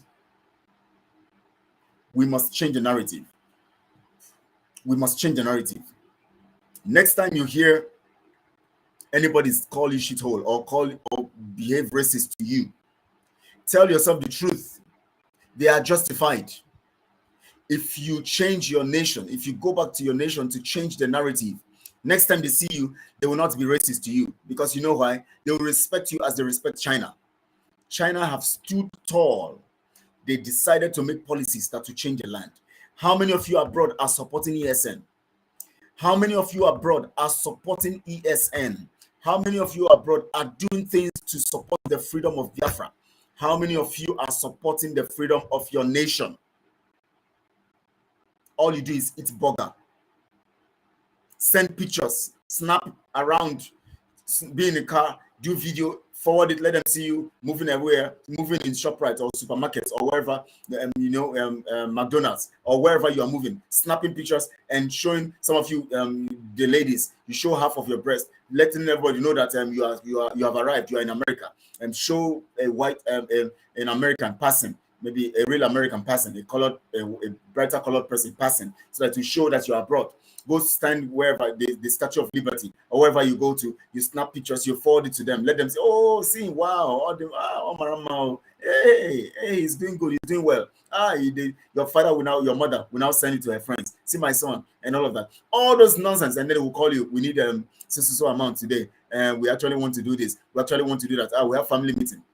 I've not sold my wrapper, the one where I need to sow in the family. Please send me money so that I can sow the same wrapper, so that I can do this. Lord, have mercy. We always want to stay in the level of mediocrity. And those ones abroad will be feeling so proud, full of self. Good product sells itself. That's the truth, John. When your product becomes attractive, you will be attractive. When your product becomes attractive, you will be attractive, because when you carry something of value, they look at you as a person of value. You can be in America, being abroad, all you do is want to call them in the village, and then you send them stipends. And all you want everybody to always rely on you, and you are abroad, they are there. That means the divide is so high. You are abroad, so you are high. They are in Biafra and they are low, because you have decided to keep. You are part of those who are you're a domestic slave master, because you are enslaving your own people in your house, including your parents. Some of you are abroad for 10 years, 20 years. Even with that ego, you have not even, your father or your mother have not even come abroad to come and visit you before. All you do is send them pictures. Even when they come to visit, you just make them feel, and they go back and they feel, they have arrived. You give them an impression that you are, Lord have mercy, domestic slave master. You are a colonialist. Colonialist. You are a colonialist because you subjugate your family. You are a colonialist. You think colonial operation is only when Britain comes in. When you do other things to enslave other people, you are an extension of colonialism. That is what most of us are. The wickedness in our hearts will not make things change unless we change things. Imagine I'm fasting and praying just to be issued ordinary 1 month. Lord, it's so pissing. They will go to churches, they will give testimony. They have given me visa. They will even tell them, if you want visa, come out, let me pray for you. That's God that is giving you that visa cannot give you the power to change your land. That God that is giving you power to pray for people to get visa cannot give you power to see what you need to do to change the land so that the people will enjoy the land that he has given to them. Why would the God give you a land and then want you to leave that land to go somewhere else?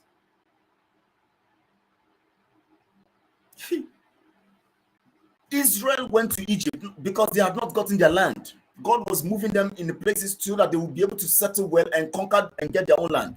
When they got their own land and they were displaced, God made sure they came back to their land. And that is why they are in Israel now.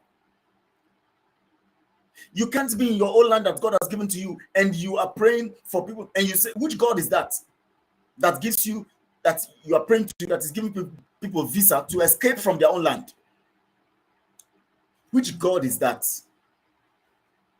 That gives you the power to make people get visa for another place where people are fought to develop and wants you to escape from your own land to go there. Which God is that? Criminality everywhere. Domestic colonialists everywhere. All over Biafra land, all over Africa, we have domestic colonialists. They colonize their own families. The largest number of testimonies in our churches is to thank God for obtaining a visa to leave Nigeria. Very sad. That is what you see. That is what you see. Visa.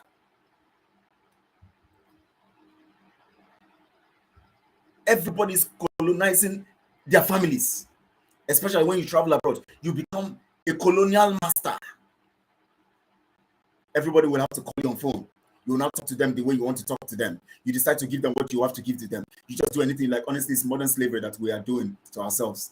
Nah, man. Nah, okay. That's the truth. Colonial era in another level. Domesticated.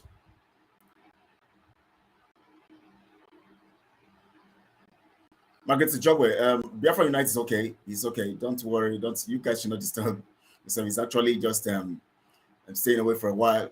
I think he actually said one time that he wants to stay away for a while. So let's believe that he's fine, But I believe that he's going to come on very soon. Sometimes people want to actually have their privacy, so let's allow him. He'll be fine. He's fine, Colonial masters colonizing their own families. You have to change, or else you don't have the local standing to talk against Britain. You don't have the local standing to talk about racism. You don't have the local standing to talk about any other thing unless you change your ways. Unless you change your ways. Unless you change your ways. Because the same thing you are doing to your family because you want to be on top. The same thing Britain is doing to the whole contraption because they want to be on top. So if you are saying they are calling you shithole or they are subjugating you, what are you yourself doing to your own family? You don't want it. Some of them, you know, they don't even want any other person from your family to come to abroad. They want to be the one, the only one there. Now you are taking everybody. You want everybody to come out. Let's just assume that you even want your family members to come abroad. Why are you thinking of abroad? Why do you think? What made that abroad so attractive? Who made it so? People made it so. They made it so before you went there. Now you cannot think of returning that knowledge you have gotten about how they made it so to back to your place so that you can change things. Why are we this wicked to ourselves? Only the Most High can deliver us, not because we follow the commandments, laws, statutes, and his testimonies. Elohim will deliver us for the sake of his name. Yeah, that's what it is, yes. Ezekiel 36, yes. He's going to save us because of his name. So dehumanizing. We want to go to our other indigenous nation, but we don't want to do that in our own land. So wicked to ourselves. We have to change that narrative.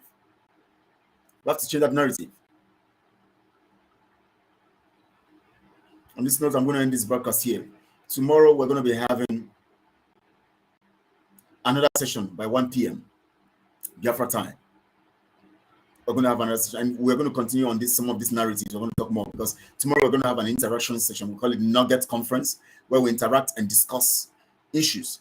Now, tomorrow, every Saturday also, we're going to be doing Veterans Day. We're going to be discussing, having interviews with people who actually experienced the war and who were in the time of the war.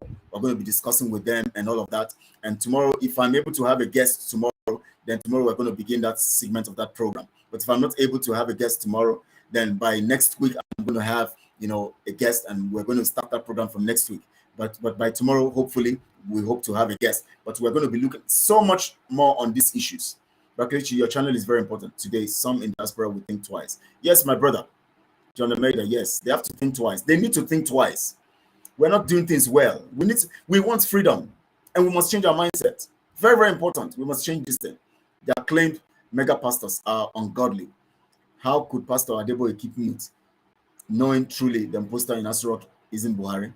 That is why we are taking it by ourselves to talk about it. Because we have seen that these people, if you keep on, they're doing their business and preserving their empires. That is why we are discussing and we are talking about it this time around. Africa must stop being mocked by the Western world. Africa must stop being called a foolish first son. A first son that feeds the rest of the world and neglects his own life. Children, enough. You don't say enough. You must make it enough. It is by your actions. It's not by saying they must stop. No, they must continue until you take action. That is what I believe in. Let them continue to call us and mock us until we take action.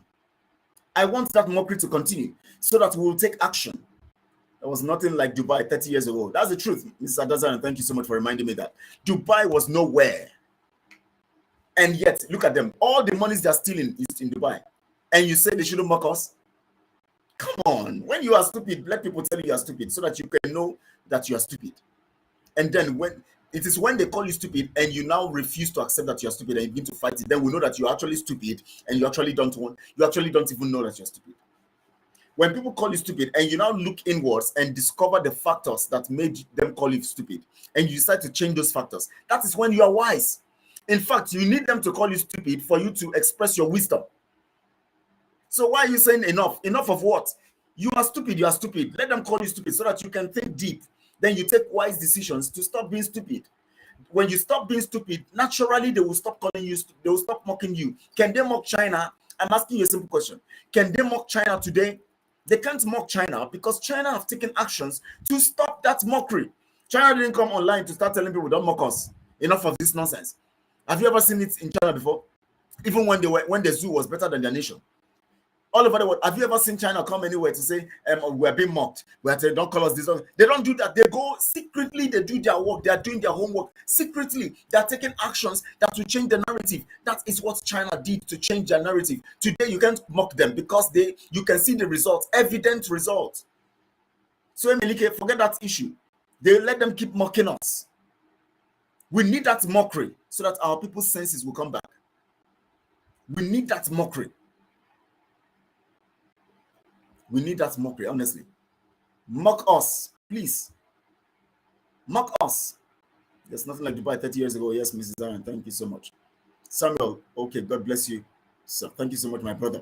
Samuel, thank you so much. Exactly, Dubai was a serious mess, but look at it now. That is where they steal all the monies and go to. All the Nakachuku, thank you so much for stressing on that until we take action. That is it. Odinakachuku, thank you. We must take action. Wisdom is not coming to say, why are you mocking me? Stop mocking me. They can't mock China. Even Japan, that was humiliated by US. They can't mock them. When they see you from those nations, they respect you because you have actually proven that you are human beings. You have proven that you are humans because you have done things that humans should do. Humans reason. Humans take action based on the circumstances or the situation to change the narrative.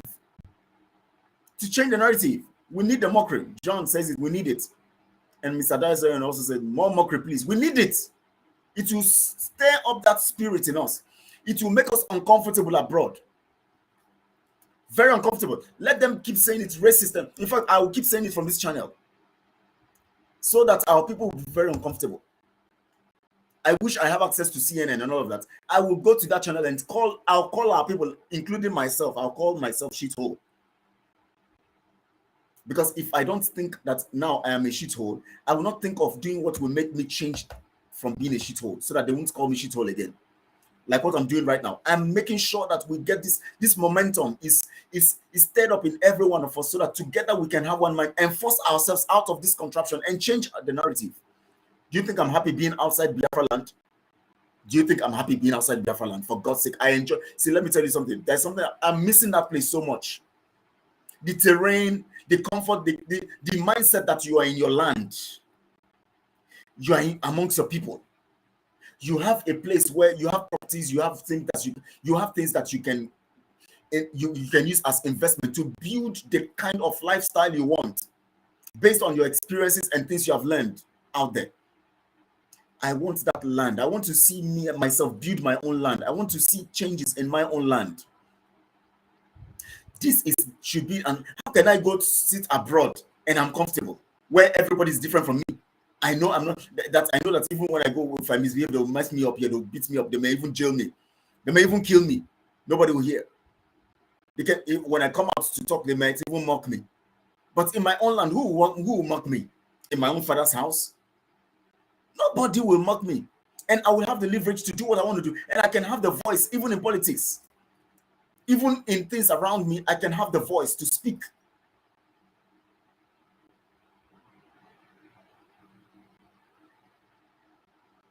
There are much to be liberated and restored, but won't be possible without firstly restore Biafra nation. Thank you so much, Chuku, Onyeka Chuku. Biafra nation must be restored before you talk about any form of liberation or change. But the mentality of change must start before the restoration of Biafra.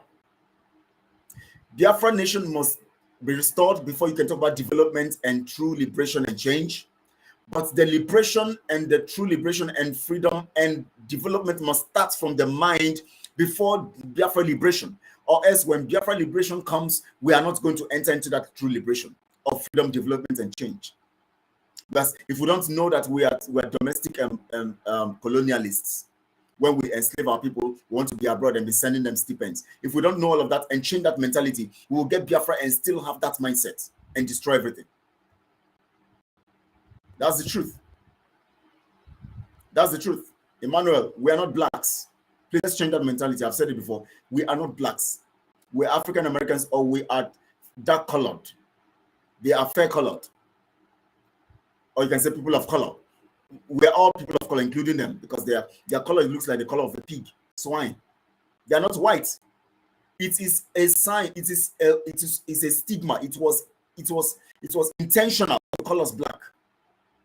Let us know this. Let us know this. We have to know this. When they call themselves white, all over the media today, I'm here, black, white, black, white. They want to sell this narrative. We must begin to change the narrative from our small corner, so that the whole world will know that we refuse that thing black. It has destroyed our mentality too. Black people are very wicked. We're not blacks, please. My brother, you're making a point that we're wicked, but we are not blacks. Please change the narrative. So sad indeed, our mentality must be changed. We must change it before we enter into our freedom. We must change it. And that's what we have to do, absolutely. We must change it. Thank you so much. Our people lack professional characters. That's it. We must change the mentality. We need Biafra freedom. We need to get freedom. We need to get Biafra nation to be able to gain liberation and development. But we need that liberation and development on our mindset before we get Biafra nation. Get this ideology very well. Just get that ideology. So that is why we're doing what we're doing here. Tomorrow, I'm going to be having a time. If I have a guest for the program to begin tomorrow, we'll begin. But if I don't have a guest, I'll confirm the guest by today. I'll know. But by next week, hopefully, we're going to start every Saturday. We're going to have a veteran, somebody who had been in the Biafra fight, those days of the war, those people who have lived before the independence, those kind of people. We're going to have them here. We want to talk. We want to have experience. We want to hear from them, so that we can change things. Gone are the days when we allow ourselves to be messed up. They call us names, we get offended, when truly we are what they call us. Basically, the narrative that the Israel today are the same people enslaved in Egypt is a fraud. It's actually the first stolen identity cause of my brother. Israel is Israel. The people of Israel are people who were disposed all over the nations of the world. They were displaced and all of that. They came together. Few Hebrew people came together. The Jews came together. Even if in the nation of Israel today we have several kinds of people, but the truth about it is that the Jewish nation is still the Jewish nation. The people have been mixed all over the world. People have been mixed. So forget about this. There's nothing like fraud there. They were the same people. Their children over and over and over. They give birth. Of course, they can relate with other people all over the nations of the world. But it was the Jews that came together to actually establish the nation. Before they established Israel, there was the Palestine, which Britain and co. actually wanted to corrupt so that they can displace Israel and cause Israel not to exist. So other people made up that Palestine nation. But when the Jews decided to come forcefully and take back their land, they took back their land, but there were still some other people who were of other nations. That doesn't mean that the nation Israel is not still the nation Israel. It is the nation Israel. Even if there is a mixture now, we have lots of people, in that land. Like when you go to America today, we have the Native Americans, we have all of that, but we have mixed people coming from all over and making it up. So that doesn't mean that there is a fraud. No, the world has become so globalized that things get mixed up. So please, my brother Emilike, don't get it wrong. Don't get it wrong, please. Let's not get ourselves to that point where we begin to jumble issues and get ourselves to be confused about matters. So please, let's get it right there. Let's get it right there. It's very, very important.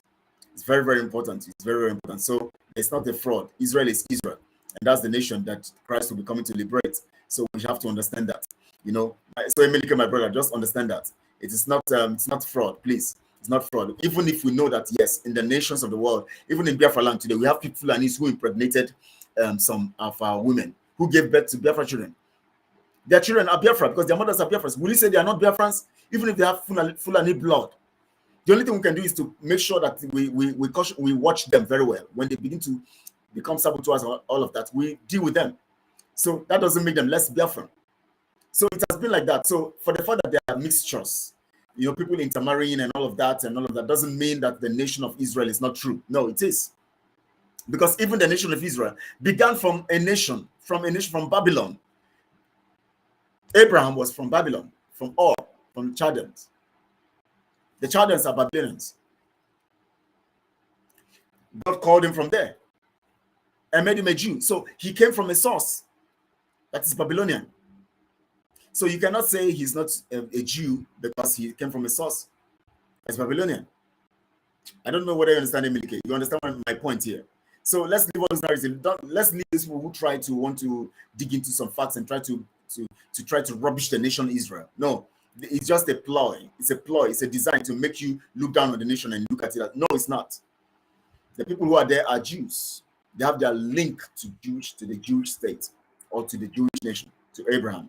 Ordinary freedom is difficult for us to get because of our selfish people are amongst us. Because of some selfish people amongst us. Yes, my brother Emmanuel Obino. Yes, selfishness is what has kept us in this situation for this long. Selfishness. Africa is being suffocated by the old colonies. Yes, but Africa can do better, more than he is doing at the moment. Africa must be prepared to fight their way out, prepared to fight out of the mess they are in now. Ego, thank you. Ego Wanwu.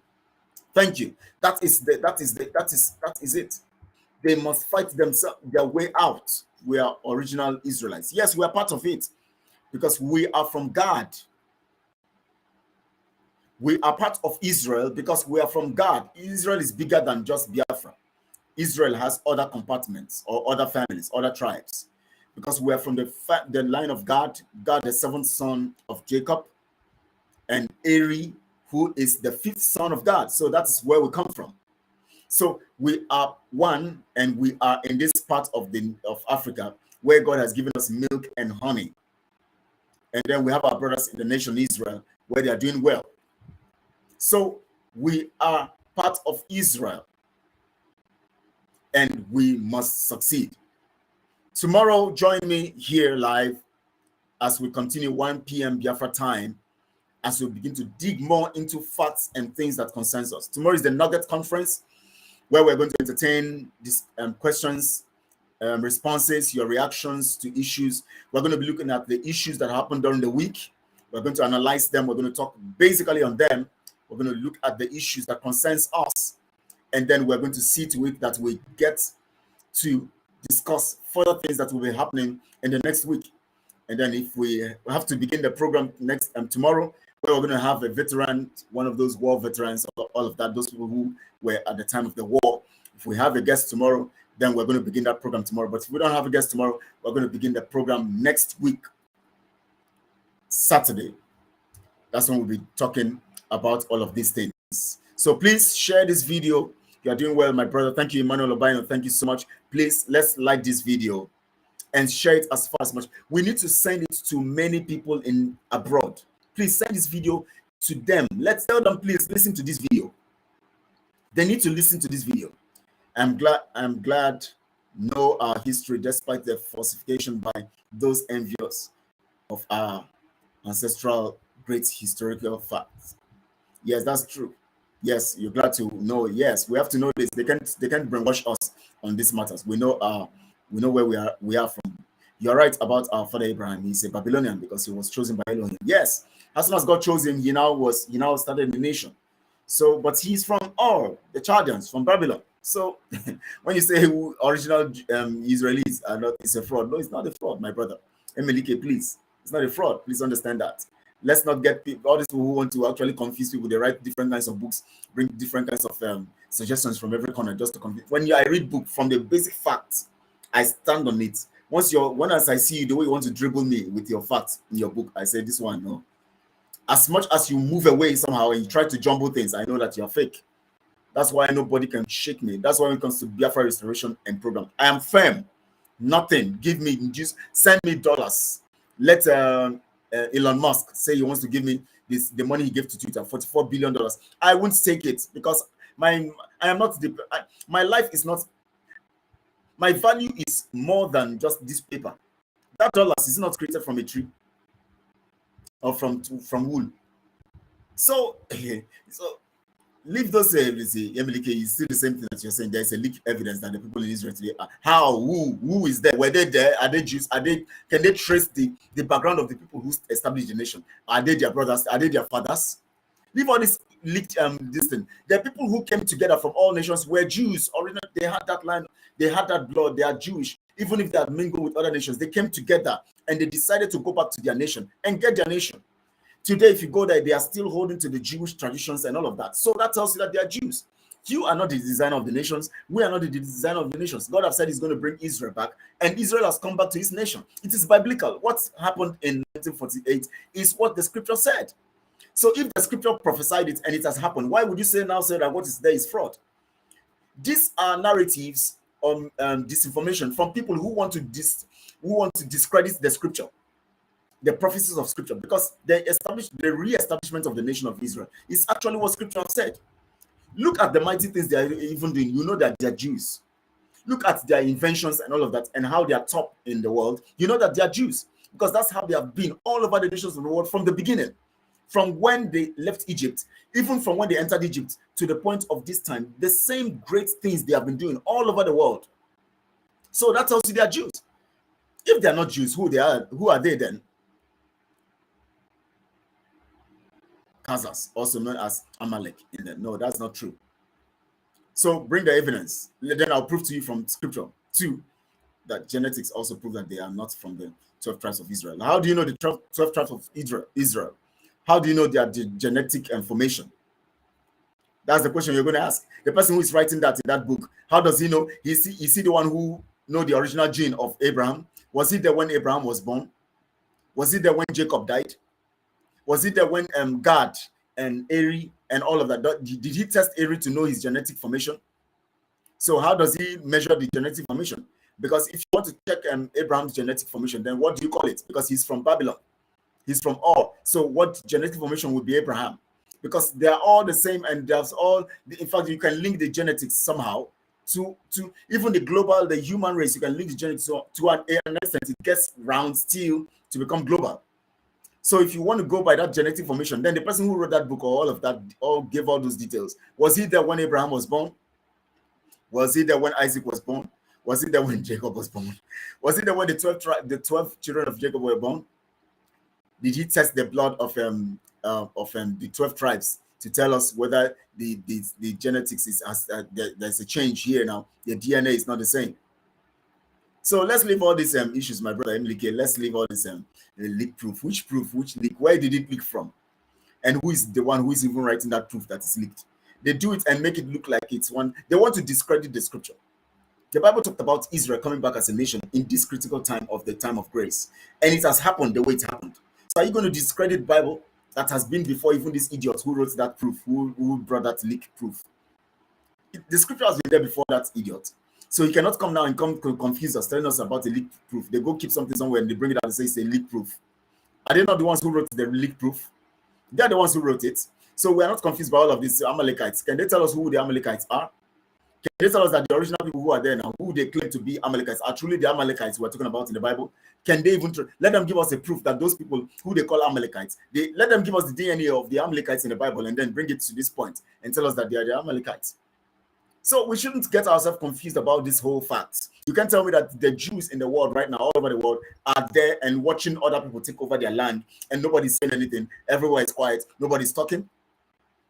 If Jews are still around and available, are you saying the whole Jews in the world have been dead? They are no more. They are no more alive. They are dead. If they are still alive, why are they not disputing the fact that the people there are not Jews? That's the questions you're going to ask yourself. Ask yourself critical questions too. If the people who are in the Jewish land right now are not Jews, why are the original Jews, if they are displaced anywhere, why are they not still talking about the people there? Say, no, these are not the real people. We are the real people. Please give us our land. Why are they not saying anything? That's the question. So I end with that question here today. We'll continue tomorrow, 1 p.m. Biafra time. Please share this video on all your social media platforms. Send them to people individually. Say, watch this video. Let them hear. Faith comes by hearing the word of God. So we have to change the mindset of the people. If we want to get our freedom, especially those people abroad, send this video to them. Let them listen to it. They need to change their mindset and come back to their senses. We are all in a mess, and we must accept the fact that we're in a mess because we have put ourselves in a mess. We must free ourselves, and all of them, rather than going to fight those who are abusing them or carrying out acts of racism against them. Let them look inwards and change the narrative. Let them look inwards and change the narrative. Then those people who are mocking them and all of that will not mock them again because the change has come. The change has come. You're asking the cynic the question God asked Jacob. That's the same way God was asking Jacob in, in the book of Job 37. Job, not Jacob, some Job 37, 38, and 39, and all of that. God was asking him such questions. Yes, you have to ask questions. Don't just read things and just swallow things. Read and ask questions. Yes, please. As our brother have said, Odinaka Chukwu says, especially people in Biafra in diaspora, send this message to them. They need to hear this message all over, in China, in Australia, in US, in Europe, everywhere. Send this message to them. Let them hear, so that we'll begin to change our mindset. They need to hear this message as much as the ones you know. Any platform you see, send this message to them. Let them listen to it. This mess must stop. It must stop, and it must stop now, so that we can build our nation. They go fighting the people who are abusing them, rather than them coming to change the situation which they are abusing them for. We want that situation to change. Face the situation. Don't face those attacking you for the situation. When you change the situation, they will naturally change their mindset about you. Is China being mocked today? No. Is India being mocked today? No. They changed the situation. They didn't fight those mocking them. Bros, and how they turned over 2,000 years of desert green and habitable of desert green, made it habitable again. It is only the Israeli and Biafrans can achieve something like that. That is it. Go through scripture, you'll know that it is only the Jews that can do that kind of thing. Change such kind of situation, and now are dominating in the world technology. It's only Jews. That is how you know the true DNA. That's how you know the true genetics. Not all these things that somebody writes in a book somewhere. Look at it clearly. That is how you know the true Jews. That's how God has built them. That's how God has made them. So leave those people. They want to discredit that nation. They're looking for a way to discredit everything God has said. That's what they want. So they want to tell you that there's no Jew anywhere in the world again. Whereas God has said he's going to preserve his nation. He's going to preserve that nation. God said he's going to preserve the nation, but they want to tell you now that there's nothing like the Jewish nation again. Israel has been wiped off the face of the earth. That's what the impression they're trying to give you. And you are keen into that narrative, my brother Emelike. Don't key into that narrative. Don't be deceived. They want to bring that narrative to you so that you can begin to believe that there's no more Jewish nation in the world. No, God has preserved them. God preserved them and brought them back to the land. It is in scripture. As we go on Sunday, on Sunday teachings, we're going to come to that part where we're going to learn it. So let's keep watching it. I'm going to get the results. So thank you all for being part of it. Please like this video, like it, share it on all these platforms. Subscribe to the channel. Please subscribe if you have not subscribed. Send it forth. Send it to those people in Europe, in America, in South America, in wherever, in Australia, in Asia, in the Middle East. Send it to them, including that criminal in Kuwait, Muhammad Abbas. Send it to him. Let him listen. Let them get their brains reset, because we are opening our hands. Once they repent, we'll accept them. That's the kind of people we are. On Sunday, we learn the scripture. We look at history from the scriptural angle. On Sunday by 1 p.m. Same time always. It's always same time, 1 p.m. same time. One of these days also, Prince Ezem will be coming up on Sunday. He's going to give me the time that is going to be comfortable for him. I think maybe 12 p.m. Biafra time or so. He's going to come up to discuss, some things. Of course, I don't know when he gives me that time. We'll get it done. He's going to be talking about the world and all of that. But I'm going to be giving another angle of the teaching. Remember we talked about Genesis in the beginning, God. Now we're going to be looking at God, and then we're going to look at created the heaven. We're going to look at the details of the heaven, but we may look at God first in this, and then next week, this Sunday, we're going to look at God, so that you know who God is, so that you can trace him to who we're talking about, Chukwu. And then we're going to now look at heaven, and then we'll look at the details of heaven and all of that. Thank you so much, my people. Aubrey's Dishes, thank you so much. Ego Mwewu, thank you so much. Thank you so much. But let me try greeting our people, because I like greeting our people. We have Emelike, thank you so much for your Mrs. Adazion, thank you so much. Let me see which message has coming in. Okay, Odinaka Chukwu, yes. And thank you so much, Odinaka Chukwu. And let me get on also to some other, and let's get down. Emelike, Odinaka Chukwu, yes, Onyeka Chukwu, okay, thank you so much. Emmanuel Obino, thank you so much. Who else? Yes, we have our people here. I really appreciate the Aubrey's dishes. Yes, thank you so much, John Almeida. Of course, your contributions. Thank you so much, Samuel Chukud Delebu Delew Chuku Debelu Debelu. Why am I missing this? Oh my God, I don't know why I find it hard to pronounce very hard Igbo names. Don't mind me, and I'm Igbo man. Yes, I did find it hard to pronounce. I'm sorry, I'm going to learn very well. In fact, I want to learn very well this time around. So sorry about that, murdering that name, please. That's why I always call your first name alone, Samuel. So please, Odinakachiku, thank you so much. Thank you so much. John, thank you so much. We have our people consistent here. Those who are consistently sending messages. And please, if you have not been sending messages, you can send your message. Margaret Ijogwe, of course, I won't forget you. Samuel, of course, Abby Perro, thank you. And every one of you, Abby, of course, and Prince Ezem, thank you so much for that link that sends another message to people. Blessing Chuku, thank you so much. Blessing. We have Emilike, we have Abi, we have Perro, we have Edith. Okay, the next Edith, the second Edith that I'm having here. Of course, we have also Chinedu Honor. Chinedum Honor. Okay, Chinedum Honor. Yes, thank you so much. We have our British dishes. We have of course, Akachuku Okike Abiama. Thank you so much for being part of this. Thank you so much for being part of this. Edith Nedu, of course. Thank you for being part of this. Everyone, Afre Emmanuel, of course. Helen Eze, thank you. Thank you, Helen Eze. I'm seeing your name for the first time. Ma Gloria Matthias. Thank you. Ma Gloria Matthias. Thank you all. Edith Nedu, I've called you Chinedu. Sorry, I'm Blessing Chuku. Thank you. Biafra to the world. Chinedum, I've called you before. Yes, Godwin EK, thank you for being part of this. And Chibuke Chibu, thank you for being part of this. And Dolo Fox, thank you. Biafra to the world, thank you. Anthony Ezechi, thank you. Eva Marks, of course, thank you. Francis Igban, thank you so much. I want to appreciate you all for being part of this. May Chukwu Okike continue to bless you all and keep you all. The genetic makeup of Biafrans did not match the people in Israel today.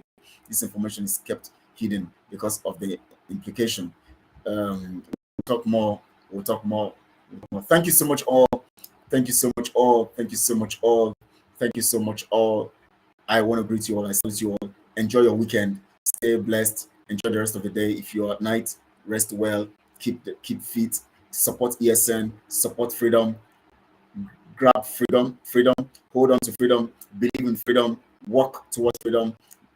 Invest in freedom, and you'll see how free we're going to be indeed. Thank you so much all.